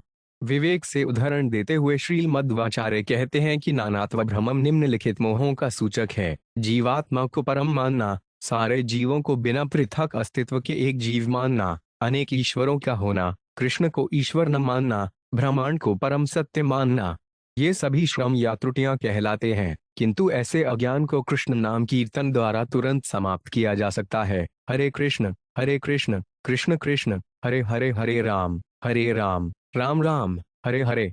यद्यनीशोधारे तुम मनोबरहाणि निश्चलम मयि सर्वाणि कर्माणि निरपेक्ष। समाचार 22। हे उद्धव, यदि तुम अपने मन को समस्त भौतिक ऊहापोहों से मुक्त नहीं कर सकते और इसे आध्यात्मिक पद पर पूर्णतया लीन नहीं कर सकते, तो अपने सारे कार्यों को उनका फल भोगने का प्रयास किए बिना मुझे अर्पित भेंट के रूप में संपन्न करो। तात्पर्य: यदि कोई व्यक्ति अपने कर्मों का फल भोगने का प्रयास किए बिना उन्हें भगवान कृष्ण को अर्पित करता है, तो उसका मन शुद्ध बन जाता है। जब मन शुद्ध हो जाता है, तो दिव्य ज्ञान स्वयमेव प्रकट होता है, क्योंकि ऐसा ज्ञान शुद्ध चेतना का गौण फल है। जब मन पूर्ण ज्ञान में लीन होता है, तो उसे आध्यात्मिक पद तक उठाया जा सकता है, जैसा कि भगवद गीता 18.54 में वर्णन हुआ है। ब्रह्मभूत प्रसन्नात्मा न शोचती न कांक्षति सम सर्वेषु दत्तेषु मद्भक्ति लभते परम। इस प्रकार जो दिव्य पद पर स्थित है, वे तुरंत परब्रह्म का अनुभव करता है। वह कभी न तो शौक करता है, न किसी वस्तु की कामना करता है। वह प्रत्येक जीव पर संभाव रखता है। इस अवस्था में वह मेरी शुद्ध भक्ति को प्राप्त करता है। भगवान कृष्ण के दिव्य रूप में मन को लीन करके मनुष्य सामान्य दिव्य ज्ञान की अवस्था को पार कर सकता है, जिससे वह अपने को स्थूल तथा सूक्ष्म शरीरों से पृथक समझता है। भगवान की प्रेमा भक्ति द्वारा आध्यात्मिक रूप से पुष्ट होकर मन मोह के सारे कलुषों से पूरी तरह विमल हो जाता है। इस तरह भगवान के साथ ज्ञान एकाग्रता से संबद्ध होकर मनुष्य ज्ञान के सर्वोच्च मानक को प्राप्त करता है और भगवान का घनिष्ठ संगी बन जाता है। भगवान को अपने कर्म समर्पित करने से मनुष्य कुछ हद तक अपने मन को शुद्ध बनाता है और इस तरह आध्यात्मिक सजगता की प्रारंभिक अवस्था को प्राप्त करता है। इतने पर भी वह अपने मन को पूरी तरह आध्यात्मिक पद पर स्थिर करने में समर्थ नहीं भी हो सकता है। यहाँ तक पहुंचकर मनुष्य मन के भीतर छिपे हुए कल्मश को देखकर अपनी स्थिति का मूल्यांकन करे। तब इस श्लोक में बताई गई विधि से अपने भक्ति कार्यों को भगवान की सेवा में लगाए। यदि वह अपने को कृत्रिम रूप से परम मुक्त मानता है अथवा आध्यात्मिक प्रगति के पथ पर कारण स्वरूप होता है, तो नीचे गिरने का गंभीर खतरा है। श्रील जीव गोस्वामी के अनुसार भगवान ने उद्धव को इसके पूर्व ज्ञान में श्राप भक्ति की व्याख्या की। इस श्लोक में वे स्पष्ट बतलाते हैं कि दिव्य ज्ञान भगवत भक्ति का स्वतः गौण उत्पाद है। अगले श्लोक में वे शुद्ध भक्ति को व्याख्या आरंभ करते हैं, जो आत्म साक्षात्कार के लिए पर्याप्त है। आध्यात्मिक ज्ञान की भोग्य इच्छा भौतिक इच्छा है, क्योंकि इसका उद्देश्य निजी तुष्टि होता है, न कि भगवान का आनंद। इसलिए भगवान कृष्ण उद्धव को सावधान करते हैं कि यदि कोई व्यक्ति समाधि में अपने मन को आध्यात्मिक पद पर एकाग्र नहीं कर पाता, तो उसे ब्रह्म क्या है और क्या ब्रह्म नहीं है, ऐसे सैद्धांतिक वाद विवाद में नहीं पड़ना चाहिए। प्रत्युत उसे भगवत भक्ति में लगे रहना चाहिए और तब आध्यात्मिक ज्ञान स्वतः ही हृदय में उत्पन्न होगा। भगवद्गीता 10.10 में कहा गया है, तेषो सतत युक्तानुत्थजता प्रीति प्रेरवकम दद्ममि बुद्धियोग वे येन मामुपयांति ते। जो प्रेम पूर्वक मेरी भक्ति और उपासना करने में निरंतर लगे रहते हैं, उन्हें मैं ज्ञान प्रदान करता हूँ, जिसके द्वारा वे मुझ तक आ सकते हैं। इसी प्रकार श्रीमद् भागवत के 10वें स्कंद में ब्रह्मा जी सावधान करते हैं कि भक्ति के शुभ मार्ग की उपेक्षा करके मानसिक चिंतन का व्यर्थ श्रम नहीं करना चाहिए। मात्र दार्शनिक चिंतन से आध्यात्मिक पद पर मन को एकाग्र नहीं किया जा सकता। इतिहास ऐसे अनेक महान दार्शनिकों से परिपूर्ण है जिनकी निजी आदतें कुत्सित थीं, जिससे सिद्ध होता है कि मात्र दार्शनिक चिंतन से वे अपने को आध्यात्मिक पद पर स्थिर नहीं रख सके। यदि किसी व्यक्ति को विगत जीवन में भगवत भक्ति का अवसर प्राप्त नहीं हुआ और वह पदार्थ तथा आत्मा के अंतर पर ही चिंतन करने में लगा रहता है, तो वह आध्यात्मिक पद पर अपने मन को स्थिर नहीं रख पाएगा। ऐसे व्यक्ति को व्यर्थ चिंतन का परित्याग करके 24 घंटे भगवान के मिशन में लीन रहकर कृष्ण भावनामृत के व्यावहारिक कार्य में लग जाना चाहिए। भगवान के ऐसे मिशन कार्य में लगने पर उसे अपने कर्मफल को भोगने का प्रयास नहीं करना चाहिए।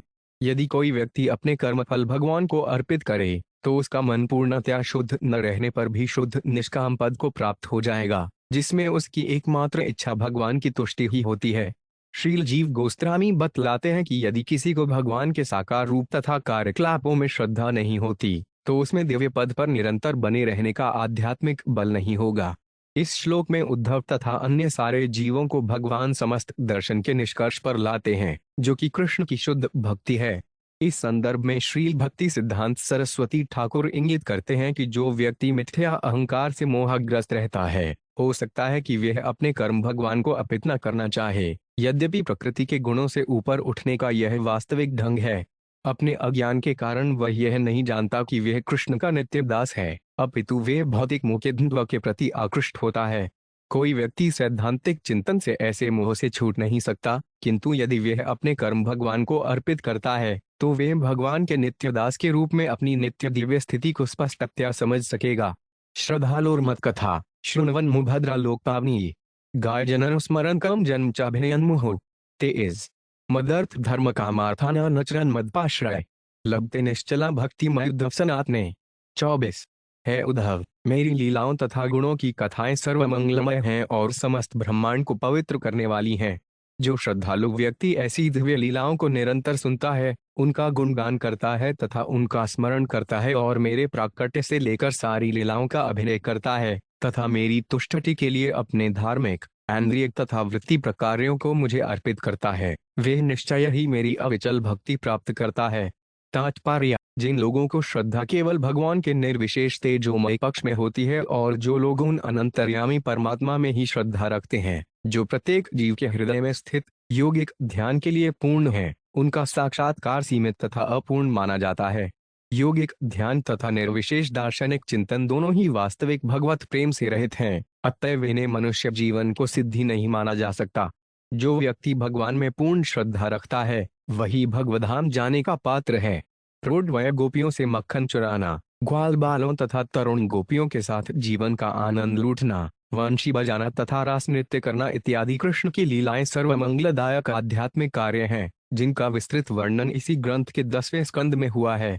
भगवान की इन लीलाओं की महिमा का वर्णन करने वाले अनेक प्रामाणिक गीत तथा प्रार्थनाएं हैं, जिनका निरंतर कीर्तन करने से मनुष्य स्वतः स्मरण को प्राप्त होता है। भगवान ने अपना ऐश्वर्य अपने जन्म के समय कंस के कारागार में तथा बाद में नंद महाराज द्वारा गोकुल में मनाए गए जन्मोत्सव के समय प्रकट किया। इसके बाद भगवान ने अनेक साहपनिक कार्य किए, यथा कालीय सर्प तथा अनेक अविवेकी असुरों को दंड देना। मनुष्य को कृष्ण के लीलोत्सवों में यथा जन्माष्टमी उत्सव में नियमपूर्वक भाग लेना चाहिए। ऐसे अवसरों पर कृष्ण के अर्चा विग्रह तथा गुरुवार की पूजा करनी चाहिए और इस प्रकार प्रभु की लीलाओं का स्मरण करना चाहिए। इस श्लोक में धर्म शब्द सूचित करता है कि मनुष्य को कृष्ण से संबंधित धार्मिक कृत्य करने चाहिए, इसलिए उसे वैष्णवों तथा ब्राह्मणों को अन्न, वचन इत्यादि के रूप में दान देना चाहिए और जब भी संभव हो सके तो गौओं की रक्षा का प्रबंध करना चाहिए, जो भगवान को अत्यंत प्रिय है। काम शब्द बताता है कि मनुष्य को भगवान के दिव्य साज सामान से अपनी इच्छाएं पूरी करनी चाहिए। उसे महाप्रसाद खाना चाहिए और भगवान की फूल मालाओं तथा चंदन लेप से अपने को सजाना चाहिए तथा अर्चा विग्रह के उतारे गए वस्त्र धारण करने चाहिए। जो व्यक्ति विलासमय महल में रह रहा हो, उसे उस महल को भगवान का मंदिर बनाकर उसमें अन्य लोगों को आमंत्रित करके अर्चा विग्रह के सामने कीर्तन करना और थैवद गीता तथा श्रीमद् भागवत सुनना चाहिए और भगवान के भोजन का जूठन खाना चाहिए। अथवा उसे वैष्णव समुदाय के साथ सुंदर मंदिर में रहकर ऐसे कार्यों में लगे रहना चाहिए। इस श्लोक में अर्थ शब्द यह सूचित करता है कि जो व्यक्ति व्यापार के प्रति झुकाव रखता हो, उसे भगवत भक्तों के प्रचार कार्य को बढ़ावा देने के लिए धन एकत्र करना चाहिए, अपनी इंद्रिय तृप्ति के लिए नहीं। इस तरह मनुष्य के वित्तीय प्रकार्य भी कृष्ण को भक्ति माने जाएंगे। निश्चलाप शब्द बताता है कि चूंकि भगवान कृष्ण शाश्वत रूप से पूर्ण ज्ञान तथा आनंद को प्राप्त रहते हैं, अतः उनकी पूजा करने वाले को किसी उत्पात की संभावना नहीं रहती। यदि हम भगवान को छोड़कर अन्य किसी की पूजा करते हैं, तो पूज्य अर्चा विग्रह पर किसी अशोभनीय स्थिति आ पड़ने पर हमारी पूजा विचलित हो सकती है। किंतु भगवान तो सर्वश्रेष्ठ है, अतएव उनकी पूजा समस्त उत्पातों से मुक्त है। जो व्यक्ति भगवान की लीलाओं के श्रवण, गायन, स्मरण तथा अभिनय में अपने को लगाता है, वे तुरंत ही सारी भौतिक इच्छा से मुक्त हो जाएगा। इस संबंध में श्रील जीव गोस्वामी कहते हैं कि जो व्यक्ति कृष्ण भावनामृत में बढ़ा चढ़ा रहता है, वे बैकुंठ लोक में भगवान की किसी विशिष्ट रूप से सेवा में लगे किसी भक्त को लीलाओं के प्रति आकृष्ट हो सकता है।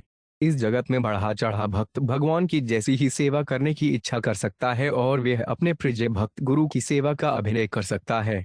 यही नहीं, वह उत्सवों, भगवान कृष्ण की लीला विशेष को करने या भगवान के अन्य भक्तों के कार्यों को करने में रुचि ले सकता है। इस तरह वे भगवान के प्रति अपनी श्रद्धा में निरंतर वृद्धि कर सकता है। जिन लोगों को भगवान के दिव्य कार्यकलापों को सुनने, उनका गायन करने या स्मरण करने की इच्छा नहीं होती, वे निश्चित रूप से कलमशग्रस्त होते हैं और कभी भी कोई सर्वोच्च सिद्धि प्राप्त नहीं कर पाते। ऐसे लोग छोटी छोटी सांसारिक बातों में जिनसे कोई शाश्वत लाभ नहीं होता, अपने को उलझाकर मनुष्य जीवन के सुअवसर को नष्ट कर देते हैं। धर्म का असली अर्थ है सच्चिदानंद स्वरूप भगवान की निरंतर सेवा करना। जिसने भगवान की पूर्ण शरणागति स्वीकार कर ली है, वे ही ईश्वर के निर्विशेषवादी चिंतन में तनिक भी रुचि नहीं रखता और वह अपना समय भक्ति कार्यों के असीम आनंद में अधिकाधिक बढ़ आगे में लगाता है। सत्सड्लब्ध्या भक्त्या मयि मास उपासिता सब में दर्शिता सधिरश जसा विनते पदम। 25। जिसने मेरे भक्तों की संगति से शुद्ध भक्ति प्राप्त कर ली है, वह निरंतर मेरी पूजा में लगा रहता है। इस तरह वे आसानी से मेरे धाम को जाता है, जिसे मेरे शुद्ध भक्तगणों द्वारा प्रकट किया जाता है। पिछले तात्पर्य, पिछले श्लोकों में भगवान कृष्ण ने अपनी प्रेमा भक्ति में समर्पण करने के महत्व पर बल दिया। कोई यह पूछ सकता है कि ऐसा समर्पण या भक्ति कैसे प्राप्त की जाती है? भगवान इस श्लोक में इसी का उत्तर देते हैं। मनुष्य को भक्तों की संगति में रहना चाहिए। इस तरह वे स्वतः ही श्रवणम, कीर्तनम तथा स्मरणम जैसी भक्ति विधियों में 24 घंटे लगा रहेगा। भगवान के शुद्ध भक्त अपनी दिव्य ध्वनि से वैकुंठ को व्यक्त कर सकते हैं, जिससे नवदीक्षित भक्त भी भगवान के धाम का अनुभव कर सकता है। इस प्रकार प्रोत्साहित होकर नवदीक्षित आगे प्रगति करते हुए स्वयं वैकुंठ में भगवान की सेवा करने के योग्य बन सकता है। भक्तों की निरंतर संगति करने तथा उनसे भक्ति योग के विषय में सीखने से मनुष्य को भगवान में तथा भगवत सेवा में प्रगाढ़ आसक्ति हो जाती है और ऐसी आसक्ति क्रमश शुद्ध भगवत प्रेम में दल जाती है। मूर्ख लोग कहते हैं कि ईश्वर के नामों से युक्त विविध मंत्र तथा अन्य सारे मंत्र महत्वरहित हैं और निरी भौतिक कृतियां हैं, इसलिए तथाकथित मंत्र या योग विधि से अंत में वही परिणाम प्राप्त होगा। ऐसी ओछी विचारधारा का खंडन करने के उद्देश्य से ही भगवान ने यहाँ पर भगवधाम वापस जाने के विज्ञान का वर्णन किया है। मनुष्य को निर्विशेषवादियों की बुरी संगति स्वीकार नहीं करनी चाहिए, क्योंकि उनका कहना है कि भगवान के नाम, रूप, गुण तथा लीलाएं माया है। वास्तव में माया सर्वशक्तिमान भगवान की तुच्छ शक्ति है और यदि कोई बेसमझी में माया को परम सत्य से ऊपर उठाना चाहता है, तो उसे कभी भी ईश्वर प्रेम का अनुभव नहीं होगा और वह भगवान की गहन विस्मृति में डाल दिया जाएगा। मनुष्य को उन लोगों की संगति नहीं करनी चाहिए जो भगवधाम जाने वाले भाग्यशाली भक्तों से ईर्ष्या करते हैं। ऐसे ईर्ष्यालु व्यक्ति उस भगवधाम का उपहास करते हैं जिसका उद्घाटन शुद्ध भक्तों द्वारा उन लोगों को किया जाता है जिन्हें भगवान के संदेश में श्रद्धा होती है। ईर्ष्यालु व्यक्ति ऐसी आम जनता में उत्पात मचाते हैं जिन्हें भगवान के श्रद्धालु भक्तों की शरण लेनी होती है। जब तक आम जनता शुद्ध भक्तों से नहीं सुनेगी तब तक वे यह नहीं समझ पाएगी कि कोई भगवान है जो अपने धाम में नित्य स्थित रहते हैं, जो स्वतेजोमय, आनंद तथा ज्ञान से पूर्ण है। इस श्लोक में श्लोक की महत्ता को पूरी तरह समझाया गया है। श्री द्ववुत्रात् साधुस्तवोत्तमय लोकमत की हग्विश प्रभो भक्तिस्त्वव्युपयुजेत कीदृशिस् अधिरायता। 26 एतन में पुरुषाध्यक्ष लोकाध्यक्ष जगत प्रभो प्रणताय अनुरक्ताय प्रपनाय चर कथ्यताम। 27 श्री उद्धव ने कहा, हे प्रभु, हे भगवान, आप किस तरह के व्यक्ति को सच्चा भक्त मानते हैं और आपके भक्तों द्वारा किस तरह की भक्ति समर्थित है जो आपको अर्पित की जा सके। हे ब्रह्मांड के नियंताओं के शासक, हे वैकुंठपति तथा ब्रह्मांड के सर्वशक्तिमान ईश्वर, मैं आपका भक्त हूँ और चूंकि मैं आपसे प्रेम करता हूँ इसलिए आपको छोड़कर मेरा अन्य कोई आश्रय नहीं है। अतएव कृपा करके आप इसे मुझे समझाएं। पिछले श्लोक में कहा गया था कि भक्तों को संगति से मनुष्य भगवान के परम धाम को पा सकता है। इसलिए स्वाभाविक है कि उद्धव उस विशिष्ट भक्त के लक्षणों के बारे में पूछताछ करे जिसकी संगति से भगवधाम जाया जा सके। श्रील जीव गोस्वामी लिखते हैं कि भगवान जानते हैं कि वास्तव में कौन निष्ठावान भक्त है, क्योंकि भगवान अपने प्रेमी सेवकों पर सदैव अनुरक्त रहते हैं। इसी तरह शुद्ध भक्तगण भगवान कृष्ण की भक्ति की उचित विधियां बता सकते हैं, क्योंकि वे पहले से कृष्ण प्रेम में निमग्न रहते हैं। यहाँ पर उद्धव भगवान से अनुरोध करते हैं कि वे भक्त के गणों का वर्णन करें तथा उस भक्ति को बतलाएं जो भगवान को अर्पित करने योग्य हो और जिसकी स्वीकृति भक्तगण स्वयं देते हों। श्रील विश्वनाथ चक्रवर्ती ठाकुर बतलाते हैं कि यूरोशाध्यक्ष शब्द यह बतलाता है कि भगवान कृष्ण महाविष्णु इत्यादि ब्रह्मांड के नियंताओं के परम शासक हैं और इसलिए अनंत सत्ता रखते हैं। लोकाध्यक्ष शब्द सूचित करता है कि कृष्ण समस्त वैकुंठ लोकों के परम अध्यक्ष हैं, अतएव वे असीम यशस्वी तथा पूर्ण हैं। उद्धव कृष्ण को जयत प्रभु कहकर भी संबोधित करते हैं, क्योंकि वे इस मायामय भौतिक जगत में भी बद्ध जीवों को उबारने के लिए स्वयं अवतार लेकर अपनी असीम कृपा प्रदर्शित करते हैं। प्रणताय शब्द बतलाता है कि उद्धव सामान्य मूर्खों जैसे घमंडी नहीं है, जो भगवान के समक्ष नतमस्तक होकर आनंदित नहीं होते। श्रील विश्वनाथ चक्रवर्ती ठाकुर के अनुसार उद्धव बतलाते हैं कि वे अनुरक्ताय हैं, अर्थात कृष्ण के प्रेम में पूर्ण रूपेण बंधे हैं, क्योंकि उद्धव अर्जुन जैसे अन्य महान भक्तों के समान नहीं है, जो सामाजिक प्रथाओं को पूरा करने या ग्रह व्यवस्था की योजना में उनके स्थानों के लिए आदर प्रदर्शित करने के लिए कभी कभी देवताओं को पूजते हैं। उद्धव ने कभी भी किसी देवता की पूजा नहीं की, इसलिए उद्धव प्रपनाव है, अर्थात एकमात्र कृष्ण की शरणागत हैं।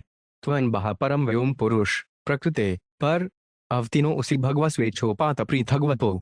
28 हे प्रभु, परब्रह्म रूप में आप प्रकृति से परे हैं और आकाश की तरह किसी तरह से बंध नहीं है, तो भी अपने भक्तों के प्रेम के वशीभूत होकर आप अनेक प्रकार के रूपों में प्रकट होते हैं और अपने भक्तों की इच्छानुसार अवतरित होते हैं। तात्पर्य, भगवान के शुद्ध भक्त सारे संसार में भक्ति का प्रसार करते हैं, अतएव वे ईश्वर के साकार रूप से पृथक होकर भी ईश्वर की कृपा तथा शक्ति की अभिव्यक्तियां माने जाते हैं। क्षेतन चरितायरित अंत्य 7.11 में कहा गया है, कृष्ण शक्ति बिना नहीं वार प्रवर्तन।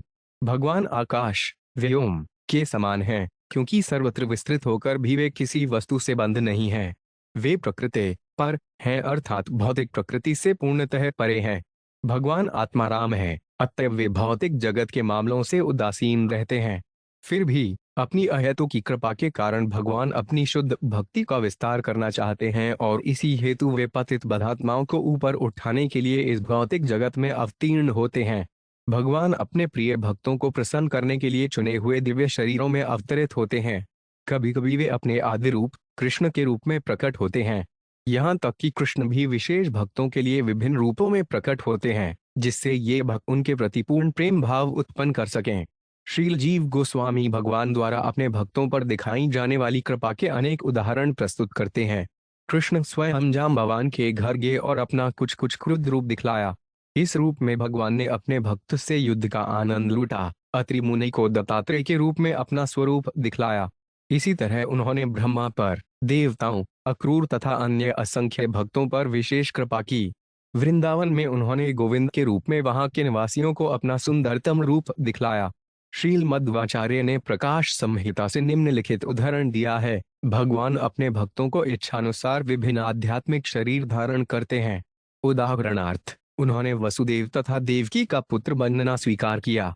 इस तरह नित्य आनंदमय दिव्य रूप होने पर भी कृष्ण उस भक्त के शरीर में प्रवेश करते प्रतीत होते हैं जो उनको माता बनती है। यद्यपि हम यह कहते हैं कि भगवान ने शरीर धारण किया, किंतु वे उन बद्ध जीवों की तरह अपना रूप नहीं बदलते जिन्हें अपने शरीर बदलने पड़ते हैं। भगवान अपने नित्य अपरिवर्तनीय रूपों में प्रकट होते हैं। भगवान हरि सदैव उन्हीं रूपों में प्रकट होते हैं जो उनके भक्त चाहते हैं। ते कभी भी अन्य रूपों में प्रकट नहीं होते। किंतु यदि कोई यह सोचता है कि भगवान सामान्य पुरुषों की तरह जन्म लेकर वसुदेव या अन्य भक्तों के सशरीर पुत्र बनते हैं, तो उसे मुख का शिकार समझना चाहिए। भगवान अपनी आध्यात्मिक शक्ति का विस्तार ही करते हैं, जिससे उनके भक्त सोचते हैं कि कृष्ण अब मेरे पुत्र हैं। मनुष्य को यह समझ लेना चाहिए कि भगवान न तो कोई शरीर ग्रहण करते हैं, न उसका परित्याग करते हैं, न ही वे अपने नित्य आध्यात्मिक रूपों को कभी त्यागते हैं। प्रत्युत वे अपने नित्य शुद्ध भक्तों की प्रेमयी अनुभूतियों के अनुसार अपना आनंदमय शरीर प्रकट करते हैं। श्रील जीव गोस्वामी बतलाते हैं कि वियोग शब्द भगवान के नाम पर व्योम का भी सूचक है। इस श्लोक का गलत अर्थ लगाकर यह नहीं सोचना चाहिए कि भगवान कृष्ण भौतिक आकाश की तरह निर्विशेष हैं या यह कि कृष्ण का रूप अन्य किसी चुने हुए अवतार के समकक्ष है। ऐसे आकस्मिक तथा मनमाने विचारों को आध्यात्मिक ज्ञान नहीं माना जा सकता। श्री कृष्ण तो आदि भगवान हैं, कृष्ण सुत भगवान स्वयं। भगवान ने भगवद गीता में विस्तार से बतलाया है कि वे हर वस्तु के आदि स्रोत हैं। इसलिए भगवान के शुद्ध भक्त भगवान के आदि रूप कृष्ण की प्रेमयी सेवा में पूर्ण ज्ञान और आनंद में नित्य लगे रहते हैं। क्रमद भागवत का सारा अभिप्राय कृष्ण के प्रति हमारे प्रेम को जागृत करना है।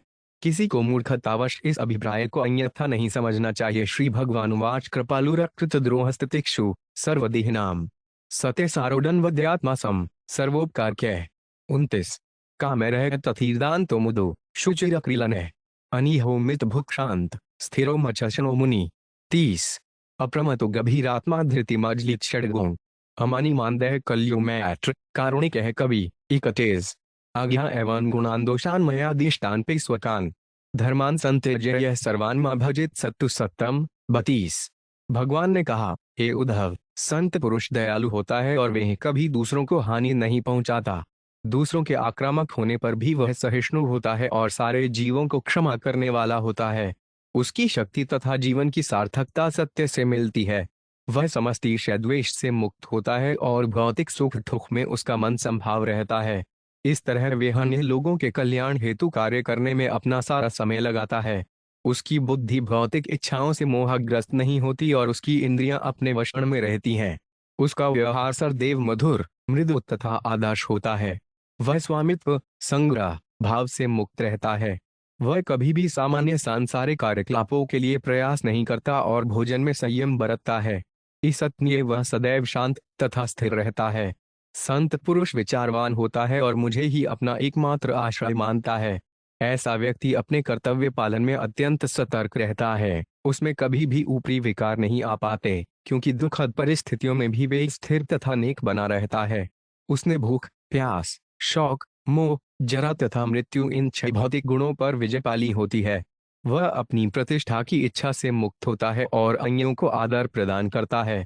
वह अन्यों की कृष्ण चेतना को जागृत करने में कुशल होता है, अतएव कभी किसी को ठगता नहीं। प्रत्युत वह सबों का शुभेशी मित्र होता है और अत्यंत दयालु होता है। ऐसे सनंत पुरुष को विद्वानों में सर्वश्रेष्ठ समझना चाहिए। वह भली भांति समझता है कि विश्व शास्त्रों में मैंने जो धार्मिक कर्तव्य नियत किए हैं, उनमें अनुकूल गुण रहते हैं जो उनके करने वालों को शुद्ध करते हैं, और वह जानता है कि इन कर्तव्यों की उपेक्षा से जीवन में त्रुटि आती है। फिर भी संत पुरुष मेरे चरण कमलों की शरण ग्रहण करके सामान्य धार्मिक कार्यों को त्याग कर एकमात्र मेरी पूजा करता है। इस तरह वह जीवों में सर्वश्रेष्ठ माना जाता है। तात्पर्य 29वें से लेकर 31वें श्लोक तक सनंत पुरुष के 28 गुणों का वर्णन हुआ है और 32वें श्लोक में जीवन की सर्वोच्च सिद्धि बतलाई गई है। श्रील भक्ति सिद्धांत सरस्वती ठाकुर के अनुसार 17वां गुण मत्शरण सबसे महत्वपूर्ण है। शेष 27 गुण शुद्ध भगवत भक्त में स्वतः प्रकट होते हैं। जैसा कि श्रीमद् भागवत 18 में कहा गया है, यस्यास्ति भगवत किरणा सर्वे गुण्यस्तत्र समास्तेषु। यह 28 संत गुणों का वर्णन निम्न प्रकार है। 1. कृपालु, भक्त कभी भी संसार को अज्ञान में डूबे तथा माया के कोड़े खाते देख नहीं सकता, अतः वे कृष्ण भावनामृत वितरित करने में जुट जाता है और कृपालु या दयालु कहलाता है। 2. अकृतद्रोह। यदि कोई भक्त के प्रति आक्रामक बनता है तो भी भक्त पलटकर आक्रमण नहीं करता। वह कभी भी किसी जीव के हित के विपरीत कार्य नहीं करता। यह तर्क किया जा सकता है कि महान वैष्णव राजाओं ने, यथा महाराज युधिष्ठिर तथा परीक्षित महाराज ने, अनेक अपराधियों को दंडित किया, किंतु जब राज्य द्वारा उचित रीति से न्याय किया जाता है तो पापी विध्वंसकारी लोगों को वास्तव में उनके द्वारा दिए जाने वाले दंड से लाभ होता है, क्योंकि वे अपने अवैध कार्यों के घोर कर्मफल से मुक्त हो जाते हैं। वैष्णव शासक किसी ईर्ष्या द्वेषवश दंड नहीं देता, अपितु ईश्वर के नियमों का ठीक से पालन करने के कारण देता है। मायावादी दार्शनिक, जो यह कल्पना करके ईश्वर को मार डालना चाहते हैं कि ईश्वर का अस्तित्व ही नहीं है, निश्चय ही कृत द्रोह है, अर्थात अपने लिए तथा अन्यों के लिए अत्यंत घातक है।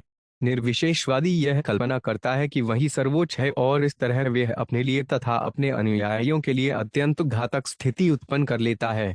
इसी तरह कर्मी भी, जो भौतिक इंद्रिय तृष्टि में लगे रहते हैं, आत्महंता हैं, क्योंकि भौतिक चेतना में लीन होने से वे परम सत्य तथा अपनी आत्मा के सत्य का अनुभव करने का अवसर अपने हाथ से चले जाने देते हैं।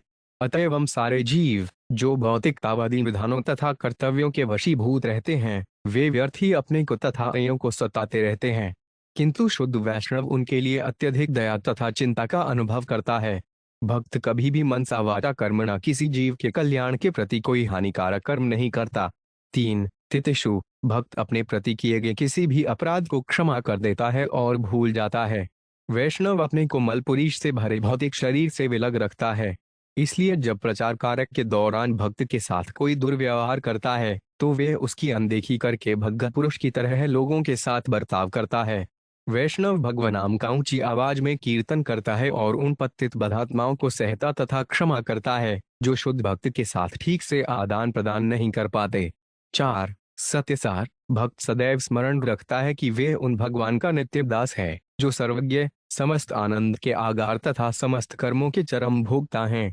भक्ति से बाहर कार्यों से दूर रहकर भक्त सत्य पर अटल रहता है, वे व्यर्थ समय नहीं गवाता और वे निर्भीक, शक्तिशाली तथा स्थिर रहता है। 5. अनवद्यात्या। भक्त जानता है कि भौतिक जगत नश्वर माया जाल है, अतएव वह कभी किसी से ईर्ष्या नहीं करता। वह व्यर्थ ही किसी को क्षुब्ध करना अथवा किसी की आलोचना करना नहीं चाहता। 6. सगमा। एक भक्त भौतिक सुख या दुख, यश या अपयश में स्थिर तथा संभाव बनाए रखता है। उसका असली धन कृष्ण चेतना होती है। वह समझता है कि उसका असली स्वार्थ भौतिक प्रकृति के दायरे से बाहर है। वह बाह्य घटनाओं से उत्तेजित या अवसन्न नहीं होता, अपितु कृष्ण की सर्वशक्ति संपन्न चेतना में स्थिर रहता है। 7. सर्वोपकारक। अपनी स्वार्थपूर्ण इच्छाओं की उपेक्षा करना और अन्यों की तुष्टि के लिए कार्य करना परस्मोपकार कहलाता है, जबकि अपनी तृप्ति के लिए अन्यों को तंग करना परोपकार कहलाता है। भक्त सदैव भगवान कृष्ण के आनंद हेतु कार्य करता है, जो सभी जीवों के आश्रय हैं। फलत। भक्त के कार्य अंततः हर एक को अच्छे लगते हैं। भगवान कृष्ण के प्रति भक्ति करना कल्याण कार्य की पूर्ण अवस्था है, क्योंकि कृष्ण ही हर एक के सुख दुख के परम नियंता हैं। मूर्ख लोग मिथ्या अहंकार के वशीभूत होकर अपने को अन्यों का परम हितैषी मानकर अन्यों के नित्य सुख में हाथ न बटाकर दिखावटी भौतिकतावादी कार्यों में लगे रहते हैं। शुद्ध रहने तथा प्रचार कार्यों में लगे रहने के कारण भक्त हर एक का सर्वश्रेष्ठ मित्र होता है। 8. काम रहित धी। सामान्य लोग सारी वस्तुओं को अपनी तुष्टि के साधन के रूप में देखते हैं और इस तरह वे उन्हें प्राप्त करना अथवा अपने नियंत्रण में रखना चाहते हैं। अंततोगत्वा मनुष्य चाहता है कि उसके पास स्त्री हो जिससे वे संभोग कर सके। मनुष्य के हृदय में पीड़ा युक्त कामाग्नि को जलते रहने के लिए भगवान वांछित ईंधन प्रदान करते हैं, किंतु वे ऐसे दिग्भ्रमित लोगों को आत्म साक्षात्कार प्रदान नहीं करते। भगवान कृष्ण दिव्य तथा निरपेक्ष हैं, किंतु यदि कोई व्यक्ति भगवान को सृष्टि का दुरुपयोग करना चाहता है तो वे माया के माध्यम से उसे यह सुविधा प्रदान करते हैं और मनुष्य अपने को संसार का महान और कामी भोक्ता मानकर उसमें फंस जाने से असली सुख से वंचित हो जाता है। दूसरी ओर जिसने कृष्ण की शरण ग्रहण कर ली है, वह पूर्ण ज्ञान तथा आनंद से युक्त हो जाता है और भौतिक जगत के मोहक बहकावे से ठगा नहीं जाता। शुद्ध भक्त उस मूर्ख हिरण के मार्ग का अनुसरण नहीं करता जो शिकारी की वेणु से मोहित होकर मारा जाता है। भक्त कभी भी सुंदर स्त्री की काम की याचनाओं से आकृष्ट नहीं होता और वह मोहग्रस्त कर्मियों से भौतिक उपलब्धि की तथाकथित महिमा सुनने से कतराता है। इसी तरह शुद्ध भक्त सुगंध या स्वाद से मोहित नहीं होता। न तो वह विलासी भोजन के प्रति अनुरक्त होता है, न ही शारीरिक सुख के लिए दिन भर प्रबंध करता है। ईश्वर की सृष्टि का असली भोक्ता स्वयं भगवान है। जीव तो गौण भोक्ता है, जो भगवान के आनंद के माध्यम से असीम आनंद का अनुभव करते हैं। आनंद का अनुभव करने की यह पूर्ण विधि भक्ति योग कहलाती है और भक्त कभी भी स्थिर बुद्धि के इस शुभ पद को हाथ से नहीं जाने देता, भले ही उसके सामने तथाकथित भौतिक अवसर खड़े हों। नौ द्वांत भक्त पाप कर्मों से सहज ही विकर्षित होता है और अपने सारे कार्य कृष्ण को अर्पित करके अपनी इंद्रियों को वश में रखता है। इसके लिए स्थिर एकाग्रता तथा सतर्क मानसिकता चाहिए। 10 मद भौतिकतावादी व्यक्ति लोगों को मित्र या शत्रु के रूप में देखता है और इस तरह अपने विपक्षियों का दमन करने के लिए अपने क्रूर अथवा क्षुद्र आचरण को कभी कभी सही सिद्ध करता है। क्योंकि भक्त कृष्ण की शरण में रहता है, अतएव वह किसी को अपना शत्रु नहीं मानता और कभी भी अन्यों के कष्ट की कामना करने या उससे आनंद पाने की प्रवृत्ति से क्षुब्ध नहीं होता। इस तरह वह मृदु या आशालीन होता है। 11 शुक्ति जो अशुद्ध या अनुचित है, उसे भक्त कभी नहीं छूता। ऐसे शुद्ध भक्त के स्मरण मात्र से मनुष्य पाप की प्रवृत्ति से छूट जाता है। अपने सम्यक आचरण के कारण ही भक्त शुक्ति या शुद्ध कहलाता है। 12 अकिदनन भक्त संग्रह भावना से मुक्त होता है और किसी वस्तु को भोगने या त्यागने के लिए उत्सुक नहीं होता, क्योंकि वह हर वस्तु को कृष्ण की संपत्ति मानता है। 13 अनी भक्त कभी भी अपने लिए नहीं, अपितु कृष्ण की सेवा के लिए कार्य करता है, इसलिए वह सामान्य सांसारिक मामलों से दूर रहता है।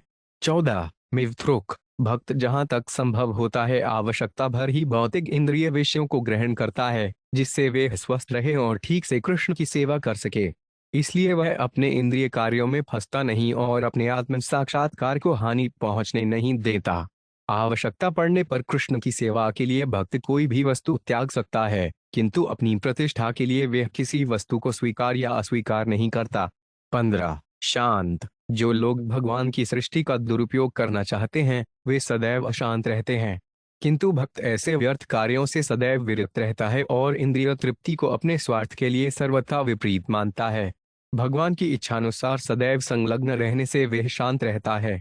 16 स्थिर भगवान कृष्ण को ही हर वस्तु का आधार मानकर भक्त कभी भयभीत या अधीर नहीं होता। 17 मत शरण भक्त को भगवान कृष्ण की सेवा के अतिरिक्त कोई कार्य अच्छा नहीं लगता और अपना कर्तव्य करने के लिए सदैव सावधान रहता है। भक्त जानता है कि एकमात्र कृष्ण ही उसकी रक्षा कर सकते हैं और उसे उपयोगी कार्य में लगा सकते हैं। 18 मुनि भक्त विचारवान होता है और बुद्धिमत्तापूर्ण चिंतन से अपनी आध्यात्मिक प्रगति से विपथ होने से बचता है। बुद्धि से ही वे कृष्ण के विषय में संशयों से मुक्त होता है और स्थिर कृष्ण भावनामृत से जीवन की सारी समस्याओं का सामना करता है। 19 अप्रयत जो व्यक्ति परमेश्वर को भूलता है, वे न्यूनाधिक संकीर्ण होता है, किंतु भक्त अपने समस्त कर्म भगवान कृष्ण को अर्पित करके विवेकवान बना रहता है। 20 गभीयतमा ज्यों ज्यों भक्त कृष्ण भावनामृत के सागर में डूबता जाता है, त्यों त्यों उसकी चेतना गहराती जाती है। सांसारिक स्तर पर मट जाने वाले सतही लोग भक्त की सतर्कता का अनुमान नहीं लगा सकते। 21 धृतिमान जीव तथा जनेंद्रियां के वेगों को वश में करते हुए भक्त स्थिर तथा धीर बना रहता है और भावावेश में आकर अपनी स्थिति नहीं बदलता। 22 जित बड़ घृण आध्यात्मिक ज्ञान के बल पर भक्त भूख, प्यास, शौक, मोह, जरा तथा मृत्यु इन 6 आवेगों को जीत लेता है। 23 अमगानी भक्त कभी गर्वित नहीं होता और यदि विख्यात भी होता है तो उस ख्याति की बहुत परवाह नहीं करता। 24 मान भक्त अन्यों का आदर करता है, क्योंकि हर व्यक्ति भगवान कृष्ण का अंश है। 25 कल्याण कृष्ण भावनामृत की सच्चाई को अन्य लोगों को समझाने में भक्त दक्ष होता है।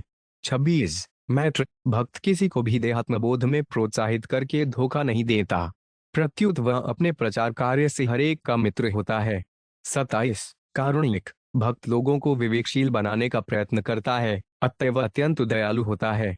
वह पर दुखी होता है या ऐसा जो दूसरों के दुख को देखकर स्वयं दुखी हो। 28 कवि भक्त भगवान कृष्ण के दिव्य गुणों का अध्ययन करने में पटु होता है और भगवान के ऊपर से विरोधी दिखने वाले गुणों में सामंजस्य एवं समन्वय दिखलाने में समर्थ होता है। भगवान के परम स्वभाव का ज्ञान होने पर ही ऐसा संभव है।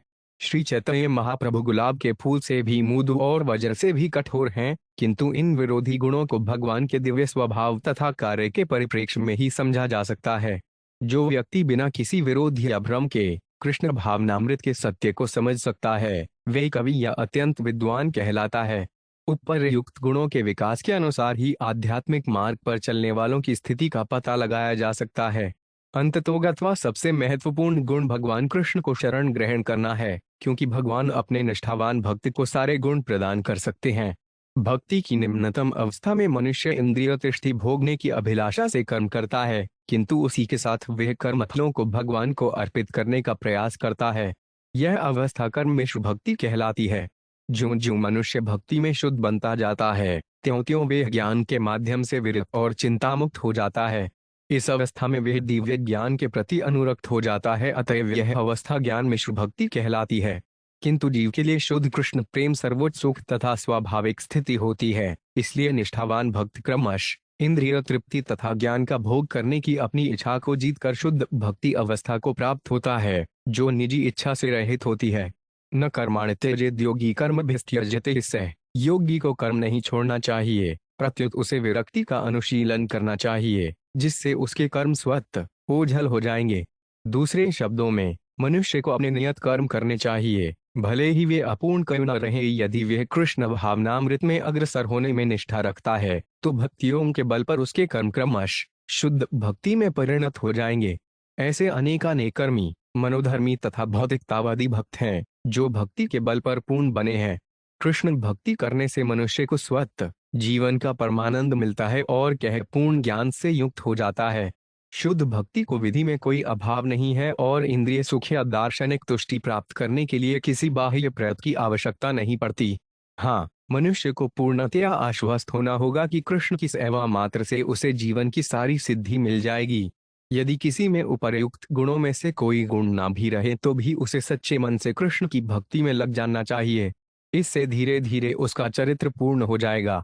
जो व्यक्ति कृष्ण का निष्ठावान भक्त होगा, उपतमे भगवत कृपा से ये सारे गुण स्वतः उत्पन्न हो जाएंगे और उपर्युक्त गुणों से युक्त जो व्यक्ति पहले से कृष्ण भक्ति कर रहा है, वे तो महानतम भक्त समझा जाना चाहिए।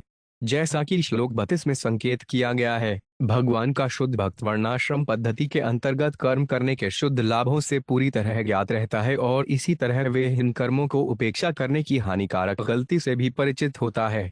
तो भी भगवान पर पूर्ण श्रद्धा रखकर भक्त अपने सारे सामाजिक तथा धार्मिक कर्म छोड़ देता है और पूरी तरह से भक्ति में लग जाता है। वह जानता है कि भगवान कृष्ण ही प्रत्येक वस्तु के परम स्रोत हैं और सारी सिद्धि कृष्ण से ही प्राप्त होती है। अपनी असामान्य श्रद्धा के कारण भक्त सतम अर्थात समस्त जीवों में सर्वश्रेष्ठ कहलाता है। जैसा कि श्री रूप गोस्वामी ने उपकेशायुक्त में बतलाया है, जिस व्यक्ति में उपर्युक्त गुण अभी तक उत्पन्न नहीं हुए, किंतु जो कृष्ण भावनामृत के लिए निष्ठापूर्वक प्रयत्नशील रहता है, उसे उत्कृष्ट वैष्णवों की कृपा प्राप्त होनी चाहिए। मनुष्य को शुद्ध भक्ति के ऐसे इच्छुक को घनिष्ठ संगति करनी आवश्यक नहीं है, अपितु उसे आश्वस्त होना चाहिए कि कृष्ण नाम का कीर्तन करते रहने से सारी सिद्धि प्राप्त हो सकती है। इन श्लोकों में हुए वर्णन के अनुसार संत पुरुषों के समाज के सौंदर्य की कल्पना की जा सकती है। कृष्ण भावनामृत के उपर्युक्त अद्भुत गुण शांत तथा संपन्न समाज के आधार हैं और यदि सारे लोग कृष्ण भक्ति करने लगे तो भय, हिंसा, काम, लोभ तथा अज्ञानता का वर्तमान वातावरण ऐसी दैवी स्थिति में परिणत हो सकता है जिसमें सभी नेता तथा नागरिक सुखी होंगे। यहाँ पर मुख्य बातें हैं मत्यरण तथा मां थजेत। इस तरह संपूर्ण जगत सत्यम अर्थात अत्यंत पूर्ण हो सकता है। जात्वा जाटवात ये वह मायावान यश्वास्मी यह विषय भजनंत्य न ये भावेन तैमे भक्तत्मा मता। 33। भले ही मेरे भक्त यह जाने या न जाने कि मैं क्या हूँ, मैं कौन हूँ और मैं किस तरह विद्यमान हूँ, किंतु यदि वे अनन्य प्रेम से मेरी पूजा करते हैं तो मैं उन्हें भक्तों में सर्वश्रेष्ठ मानता हूँ। तात्पर्य: श्रील विश्वनाथ चक्रवर्ती ठाकुर के अनुसार यद्यपि यावान शब्द यह सूचित करता है कि कृष्ण को देश काल में बांधा नहीं जा सकता, किंतु वे अपने शुद्ध भक्तों के प्रेम में बंध जाते हैं। उदाहरणार्थ, वृंदावनवासियों के प्रति अगाध प्रेम के कारण कृष्ण वृंदावन के बाहर एक पग भी नहीं रखते। इस तरह भगवान अपने भक्तों के प्रेम के वशीभूत रहते हैं। यह शब्द बताता है कि कृष्ण परम सत्य हैं, जो वसुदेव के पुत्र अर्थात श्याम सुंदर के रूप में प्रकट होते हैं। यह शब्द बताता है कि भगवान आत्मायम हैं और आप काम भी हैं। फिर भी अपने भक्तों के प्रेमवश वे कभी कभी अनात्मायम तथा अनाप्त काम के रूप में प्रकट होते हैं। वस्तुत भगवान कृष्ण सदैव स्वतंत्र हैं, किंतु वे अपने भक्तों के गहन प्रेम से आदान प्रदान करते हैं, जिससे वे आश्रित प्रतीत होते हैं। जिस तरह वृंदावन में अपनी बाल लीलाओं के समय वे नंद महाराज तथा यशोदा पर आश्रित थे। अज्ञातवा शब्द सूचित करता है कि कभी कभी भक्त को भगवान का सही दार्शनिक बोध नहीं हो सकता अथवा प्रेमवश वे भगवान की स्थिति को भूल सकता है। भगवद गीता 11.41 में अर्जुन कहता है, सखेति मत्वा प्रसभ्य दुक्त है कृष्ण हे यादव है सखेति अजानता महिमांत वेद मया प्रमादात पणेन वापी। आपको अपना मित्र मानते हुए मैंने पहले आपको हे कृष्ण, हे यादव, हे सखा जैसे संबोधनों से पुकारा है, क्योंकि मैं आपकी महिमा को नहीं जानता था। मैंने मूर्खतावश या प्रेमवश जो कुछ भी किया है, कृपया उसके लिए मुझे क्षमा कर दें। अजानता महिमानम। अर्जुन के ये शब्द वही अर्थ रखते हैं जो ओरिंद भागवत के इस श्लोक में भगवान कृष्ण के शब्द अज्ञात व माम के हैं। दोनों ही कृष्ण के यश के अपूर्ण ज्ञान के सूचक हैं। भगवद गीता में अर्जुन कहता है, प्रणेक उनके प्रति प्रेम के कारण ही वे कृष्ण के परम पद को भूल गया था। इस श्लोक में कृष्ण अपने भक्तों को ऐसी त्रुटि को अज्ञातता माम शब्दों द्वारा क्षमा कर देते हैं। अर्थात यद्यपि भक्त उनके परम पद को ठीक से नहीं जानता, तो भी कृष्ण उनकी भक्ति को स्वीकार करते हैं। इस तरह इस श्लोक से भक्ति की सर्वोच्च स्थिति प्रकट हो जाती है। भगवद गीता 11.54 में कृष्ण यह भी कहते हैं, भक्त्यात्वनया शक्य अहमे विधीन जुन ज्ञातोन्द्रह तन तत्वेन प्रवेश च परंतप। हे अर्जुन, केवल अनन्य भक्ति द्वारा मुझे उस रूप में समझा जा सकता है जिस रूप में मैं तुम्हारे समक्ष खड़ा हूं, और इसी प्रकार मेरा साक्षात दर्शन भी किया जा सकता है। केवल इसी विधि से तुम मेरे ज्ञान के रहस्य को पा सकते हो। कोई भले ही असंख्य संत सदृश गुण उत्पन्न कर ले, किंतु कृष्ण प्रेम के बिना उसे पूर्ण सफलता नहीं मिल सकती। उसे भगवान को यथारूप में समझना चाहिए और उनसे प्रेम करना चाहिए। यदि वह ईश्वर की स्थिति को विश्लेषणात्मक रूप से समझने में अक्षम है, तो भी कृष्ण से प्रेम करने से वे पूर्ण हो जाता है। वृंदावन के अनेक वासियों को इसकी कल्पना भी नहीं थी कि कृष्ण भगवान हैं, न ही वे कृष्ण की शक्तियों या अवतारों को जानते थे। वे अपने हृदय से कृष्ण से मात्र प्रेम करते थे, इसलिए उन्हें परम पूर्ण समझा जाता है। मलिडम अधक्तजन दर्शन स्पर्शनार्चनम परिचर्या स्तुति प्रगुण कर्मानुकीर्तनम। 34 मृत कद्धाश्रवणे श्रद्धा मदन ध्यान पुधव सर्वलाभोपहरणदासिन आत्मनिवेदनम। 35 मजन्म कर्म कथनन मम परवानुमोदनम गीतांडवादित्न गोष्ठी भीमग्रीहोत्सव। 36 यात्रा बलि विधान च सर्ववार्षिक पर्वसु वैदिकी तांत्रिकी दीक्षा मदीय व्रतत्रारणम। 37 ममार्चा स्थापने श्रद्धा स्वतः सन्नहते चोद्यम उद्यानोपवन क्रीडपुर मंदिर कर्मणि। 38 समार्जनोपलेपाभ्यासे क्रमंडल वर्तने दृशुश्रूषणन ब्रह्मा दासवद्यमाया। 39 अमानित्वम दंभित्वं कृतस्था प्रीकीर्तनम अपिदि पावलोकं मे नोप्युज्यात्रिवेदितमु। 40 यद्हायदिष्ठत्मं लोके यचाति प्रियमात्मने तत्तनिवेदेन मह्यंतदानंत्याय कल्पते। 49 है उद्भव निम्नलिखित भक्ति कार्यों में लगने पर मनुष्य मिथ्या अभिमान तथा प्रतिष्ठा का परित्याग कर सकता है। वह मेरे अर्चा विग्रह को के रूप में मुझे तथा मेरे शुद्ध भक्तों को देखकर, छूकर, पूजा करके, सेवा करके, स्तुति करके तथा नमस्कार करके अपने को शुद्ध बना सकता है। उसे मेरे दिव्य गुणों एवं कर्मों की भी प्रशंसा करनी चाहिए। मेरे यश की कथाओं को प्रेम तथा श्रद्धा के साथ सुनना चाहिए तथा निरंतर मेरा ध्यान करना चाहिए। उसे चाहिए कि जो भी उसके पास हो वह मुझे अर्पित कर दे और अपने को मेरा नित्य दास मानकर मुझ पर ही पूरी तरह समर्पित हो जाए। उसे मेरे जन्म तथा कार्यों की सदैव चर्चा चलानी चाहिए और जन्माष्टमी जैसे उत्सवों में जो मेरी लीलाओं की महिमा को बतलाते हैं, सम्मिलित होकर जीवन का आनंद लेना चाहिए। उसे मेरे मंदिर में गाकर, नाचकर, बाजे बजाकर तथा अन्य वैष्णवों से मेरी बातें करके उत्सवों तथा त्योहारों में भी भाग लेना चाहिए। उसे वार्षिक त्योहारों में होने वाले उत्सवों में, यात्राओं में तथा भेंटें चढ़ाने में नियमित रूप से भाग लेना चाहिए। उसे एकादशी जैसे धार्मिक व्रत भी रखने चाहिए और वेदों, पंचरात्र तथा अन्य ऐसे ही ग्रंथों में उल्लिखित विधियों से दीक्षा लेनी चाहिए। उसे श्रद्धा तथा प्रेम पूर्वक मेरे अक्षाम विग्रह की स्थापना का अनुमोदन करना चाहिए और अकेले अथवा अन्यों के सहयोग से कृष्ण भावना भावित मंदिरों तथा नगरों के साथ ही साथ फूल तथा फल के बगीचों एवं मेरी लीला मनाए जाने वाले विशेष क्षेत्रों के निर्माण में हाथ बैठाना चाहिए। उसे बिना किसी द्वैत के अपने को मेरा विनीत दास मानना चाहिए और इस तरह मेरे आवास अर्थात मंदिर को साफ करने में सहयोग देना चाहिए। सर्वप्रथम उसमें झाड़ू बुहारा करना चाहिए और तब उसे जल तथा गोबर से स्वच्छ बनाना चाहिए। मंदिर को सूखने देने के बाद सुगंधित जल का छिड़काव करना चाहिए और मंडलों से सजाना चाहिए। उसे मेरे दास की तरह कार्य करना चाहिए। उसे कभी भी अपने भक्ति कार्यों का ढिंढोश नहीं पीटना चाहिए। इस तरह उसकी सेवा मिथ्या अभिमान का कारण नहीं होगी। उसे मुझे अर्पित किए गए दीपकों का प्रयोग अन्य कार्यों के लिए अर्थात मात्र उजाला करने की आवश्यकता से नहीं करना चाहिए। इसी तरह मुझे ऐसी कोई वस्तु भेंट न की जाए जो अइयों पर चढ़ाई जा चुकी हो या अइयों द्वारा काम में लाई जा चुकी हो। इस संसार में जिसे जो भी वस्तु सबसे अधिक चाहिए और जो भी वस्तु उसे सर्वाधिक प्रिय हो उसे वही वस्तु मुझे अर्पित करनी चाहिए। ऐसी भेंट चढ़ाने से वे नित्य जीवन का पात्र बन जाता है। तात्पर्य: इन 8 श्लोकों में भगवान कृष्ण संत गुणों की सामान्य व्याख्या समाप्त करते हैं और भगवत भक्तों के विशिष्ट गुणों का वर्णन करते हैं। भगवान कृष्ण ने यहाँ पर तथा भगवद गीता में भी स्पष्ट कहा है कि जीवन का चरम लक्ष्य पूरी तरह से भगवान की शरण ग्रहण करना तथा उनका शुद्ध भक्त बनना है। यहाँ पर भगवान भक्ति योग का विस्तार से वर्णन करते हैं। मनुष्य को चाहिए कि उसे जो भी वस्तु प्राप्त हो उसे यह सोचते हुए वे भगवान को अर्पित करे। भगवान कृष्ण ने इन वस्तुओं को भेजा है जिससे मैं ठीक से उनकी सेवा कर सकूं। मनुष्य को अंततः समझना चाहिए कि सूक्ष्म आत्मा भगवान कृष्ण का अंश है, अतएव उसे अपने आप को भगवान को समर्पित कर देना चाहिए। जिस तरह सामान्य नौकर अपने स्वामी के प्रति विनीत तथा नम्र होता है, उसी तरह भक्त को अपने गुरुवार का आज्ञाकारी होना चाहिए जो भगवान कृष्ण का प्रतिनिधि होता है। उसे यह मान होना चाहिए कि किस तरह उसका शरीर तथा मन अपने गुरुवार के दर्शन मात्र से अथवा उसके चरणोदक को सिर पर चढ़ाने से शुद्ध बन जाते हैं। इन श्लोकों में इस बात पर बल दिया गया है कि मनुष्य को चाहिए कि वह वैष्णव उत्सवों में भाग ले। जहां तक संभव हो सके विशाल उत्सवों का आयोजन विश्व भर में किया जाए जिससे लोग धीरे धीरे सीख सकें कि मनुष्य जीवन को कैसे पूर्ण बनाया जाए। ममाच स्थापने श्रद्धा शब्द महत्वपूर्ण है। यहाँ पर भगवान कृष्ण कहते हैं कि मनुष्य को उनके अर्चा विग्रह को पूजा में श्रद्धा होनी चाहिए क्योंकि भगवान अर्चा विग्रह में साकार रूप में उपस्थित रहते हैं।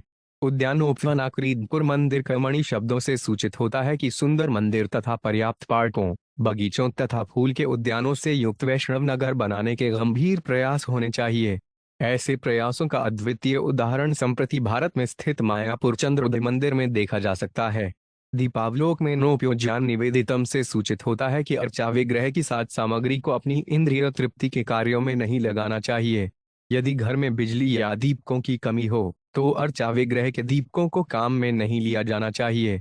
न ही अन्यों द्वारा प्रयुक्त या पहले चढ़ाई गई साज सामग्री को भगवान कृष्ण पर चढ़ाना चाहिए। इन श्लोकों में अर्चा विग्रह की पूजा तथा वैष्णव उत्सवों की महत्ता पर अनेक प्रकार से बल दिया गया है। भगवान कृष्ण वचन देते हैं कि जो भी निष्ठापूर्वक इन कार्यों को करता है वह अवश्य ही भगवधाम जाता है। तन्मनन्त्याय कल्पते। मनुष्य को चाहिए कि वह अपनी सर्वप्रिय वस्तु कृष्ण को अर्पित करें, फिजूल या अनचाही वस्तु को नहीं। यदि कोई अपने परिवार से अच्छी प्रकार से जुड़ा हुआ है तो उसे यह देखना चाहिए कि उसका परिवार कृष्ण की सेवा में लगे।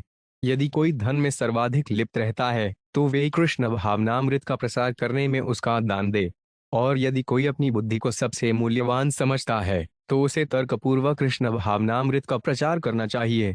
यदि हम अपनी सबसे मूल्यवान वस्तु भगवान सकेंगे कृष्ण को अर्पित करते हैं तो हम स्वतः उनके प्रिय बनकर भगवत धाम जा सकेंगे। सूर्य उग्निर्बाहना गावो वैष्णव खौन्मरुजलम भूरात्मा सर्वभूतानि भद्रपूदाप दानी में 42। हे साधु पुरुष उद्धव, यह जान लो कि तुम मेरी पूजा सूर्य, अग्नि, ब्राह्मणों, गौओं, वैष्णवों, आकाश, वायु, जल, पृथ्वी, आत्मा में तथा सारे जीवों में कर सकते हो। तात्पर्य: जब तक कोई यह नहीं समझ लेता कि भगवान कृष्ण सर्वव्यापी हैं और हर वस्तु उनमें समाई हुई है, तब तक उसकी कृष्ण चेतना अधम कोटि की और भौतिकतावादी है। सारे जैदिक वाङ्मय में स्पष्ट कहा गया है कि परम सत्य ही हर वस्तु के स्रोत हैं। हर वस्तु उनके भीतर है और वे हर वस्तु के भीतर समाये हुए हैं। भगवान कृष्ण के विषय में भौतिकतावादी धारणा से बचने के लिए यह समझना होगा कि भगवान किसी विशेष देश तथा काल में ही स्थित नहीं होते, प्रत्युत वे सभी कालों तथा देशों में विद्यमान रहते हैं और सारी वस्तुओं के भीतर उन्हें खोजा जा सकता है। प्रजापद्मानी शब्द सूचित करता है कि कृष्ण सर्वव्यापी हैं, किंतु इसका अर्थ यह नहीं है कि सारी वस्तुएं कृष्ण हैं। इस श्लोक में कृष्ण अपनी सर्वव्यापकता की सर्वश्रेष्ठता का स्पष्टीकरण करते हैं और पूर्णात्म साक्षात्कार का मार्ग दिखाते हैं। सूर्य तु विद्यात्रया हविषाग्नो अजेत माम आतिदत्थेन तु विप्राचे घोष बड़े वसाद दिना। 43। वैष्णवे बंधु सत्कृत्या हदिखे ध्यानिष्ठया वायो मुख्य धिया तोय द्रव्यास्तोय पुरस्रय। 44। स्थंडिले मंत्र हृदय भेगिरात्मान मात्मनि क्षेत्रज्ञान सर्वभूतेषु समत्वेन्यजेत माम। 45। हे उद्धव, मनुष्य को चाहिए कि चुने हुए वैदिक मंत्रोच्चार तथा पूजा और नमस्कार द्वारा सूर्य में मेरी पूजा करे। वह अग्नि में घी की आहुति डालकर मेरी पूजा कर सकता है। वह अनामंत्रित अतिथियों के रूप में ब्राह्मणों का आदरपूर्वक स्वागत करके उनमें मेरी पूजा कर सकता है।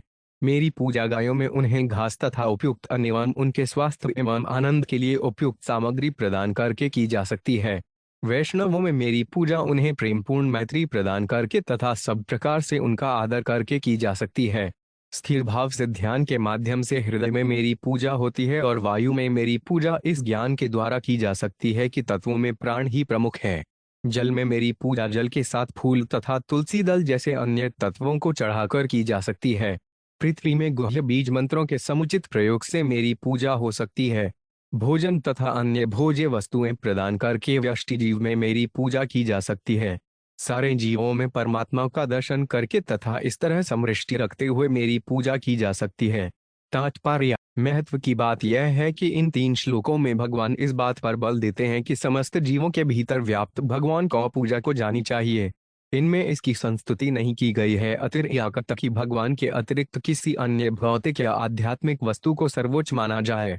भगवान को उनके सर्वव्यापक रूप में अपनी चेतना में रखते हुए मनुष्य 24 घंटे पूजा के भाव में रह सकता है। इस तरह वे समस्त भौतिक तथा आध्यात्मिक तत्वों को भगवान कृष्ण की प्रेमा भक्ति में कोई लगाने का प्रयास करता रहेगा। यदि अज्ञानवश कोई व्यक्ति भगवान को भूल जाता है तो वह भगवान से भिन्न किसी शक्तिशाली भौतिक तत्व की पूजा करने लग सकता है या फिर मूर्खतावश अपने को विवेकवान सर्वोच्च मानने लग सकता है। मनुष्य को चाहिए कि बने रहकर हर वस्तु के भीतर भगवान की पूजा उपस्थिति को स्वीकार करें। धिष्णेश्वितेषु मद्रूपम शतभुजरक्रग्दाम्बुजय युक्त चतुर्भुजान शांतम ध्यान अचिंत समाहित। 46।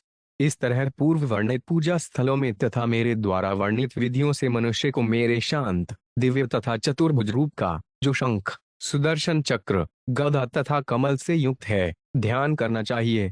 इस तरह उसे मनोयोग पूर्वक मेरी पूजा करनी चाहिए। तात्पर्य। भगवान पहले ही बता चुके हैं कि वे अपने भक्तों के लिए विभिन्न दिव्य रूपों में प्रकट होते हैं जिससे वे भगवान के प्रति असीम प्रेम बढ़ा सकें।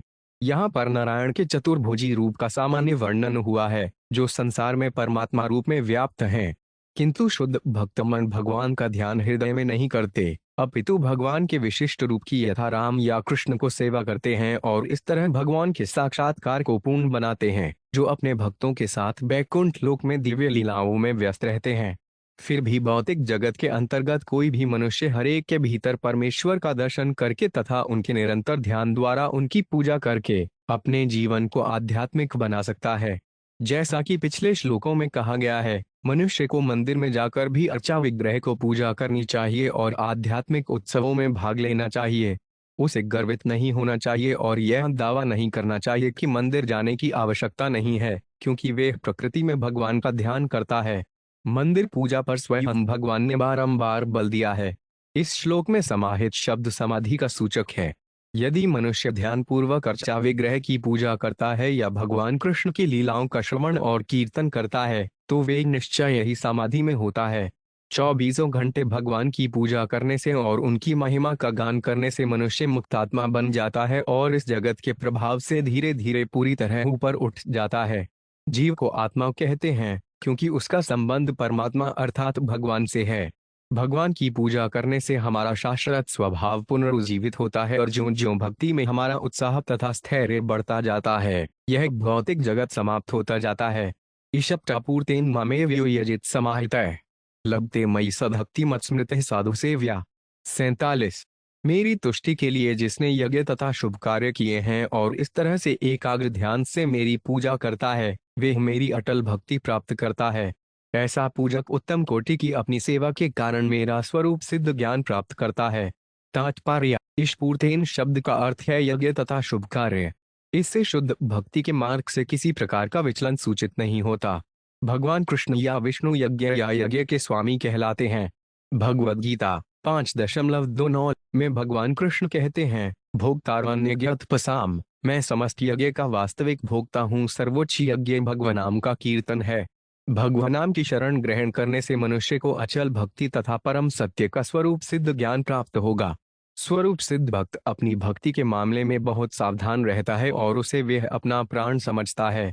वह अपने गुरुवार तथा भगवान के चरण कमलों की निरंतर पूजा करके तथा महिमा गान करके अपने को भक्ति के योग्य बनाए रखता है। हरि नाम की रवन तथा गुरुवार पूजा ऐसे व्यावहारिक साधन हैं जिनसे शुद्ध भक्ति प्राप्त की जा सकती है। जब हरि नाम कीर्तन का विस्तार किया जाता है तो वे कृष्ण सठ कीर्तन कहलाता है।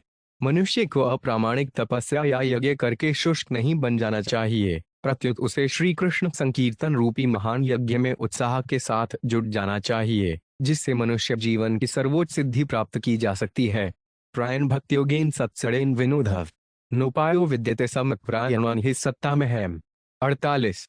हे उद्धव, संत स्वभाव के मुक्त पुरुषों के लिए मैं ही अनंतिम आश्रय तथा जीवन शैली हूँ। अतएव यदि कोई व्यक्ति मेरे भक्तों की संगति से संभव मेरी प्रेमा भक्ति में प्रवृत्त नहीं होता तो सभी व्यावहारिक उद्देश्यों के दृष्टिकोण से प्रायः भौतिक जगत से बचने का कोई उपाय उसके पास नहीं रह जाता।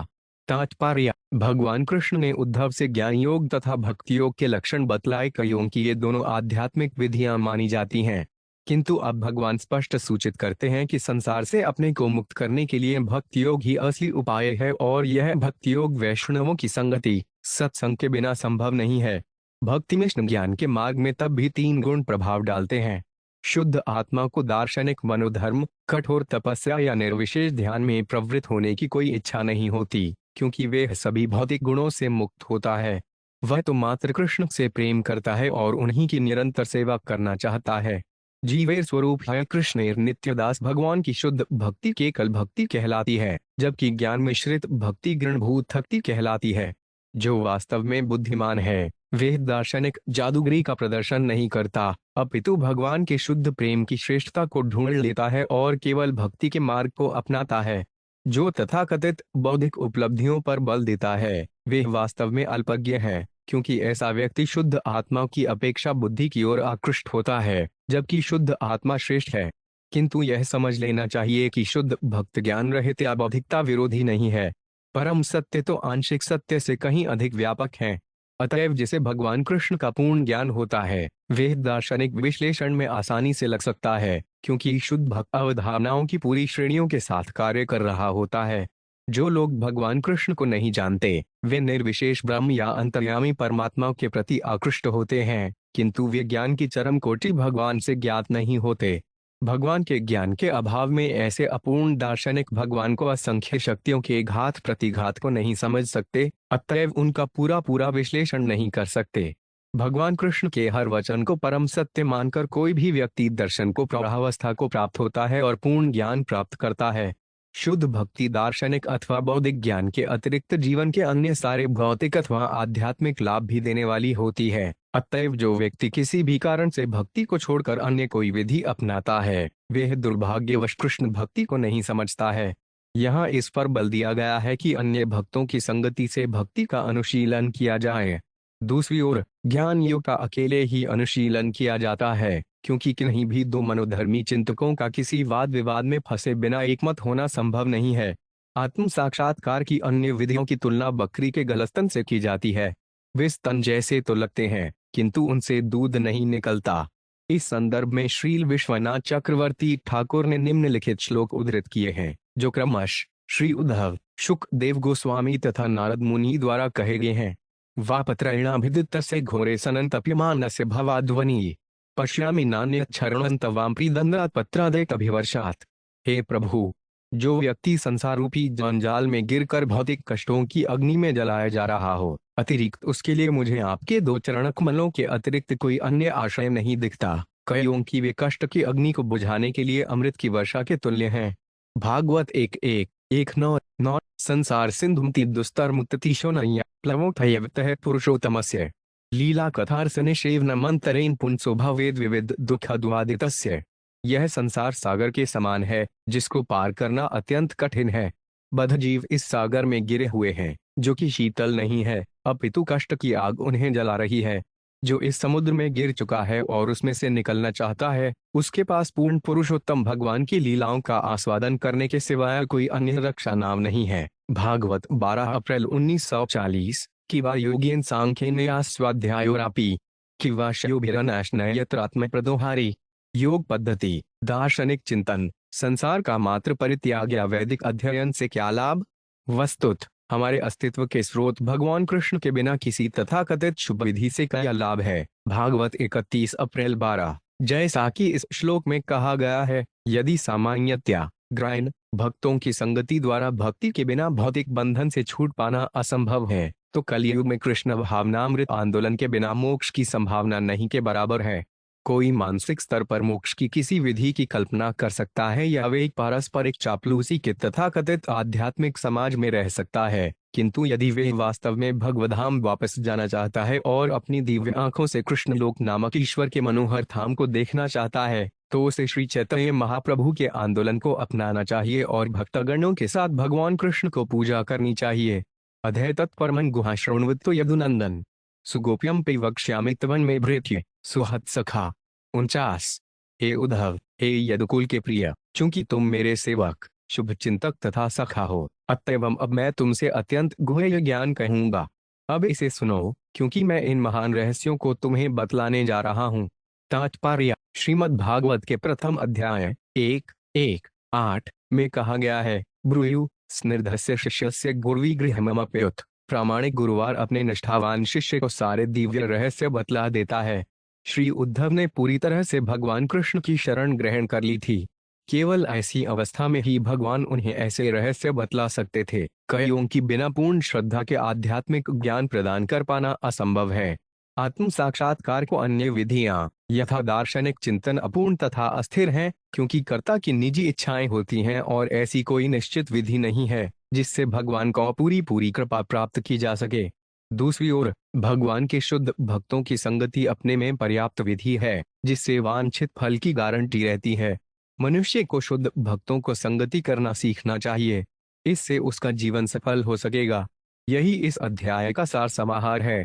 इस प्रकार श्रीमद् भागवत के 11वें स्कंद के अंतर्गत बद्ध तथा मुक्त जीवों के लक्षण नामक 11वें अध्याय के श्रील भक्ति वेदांत स्वामी प्रभुपाद के विनीत सेवकों द्वारा विरचित तात्पर्य पूर्ण हुए।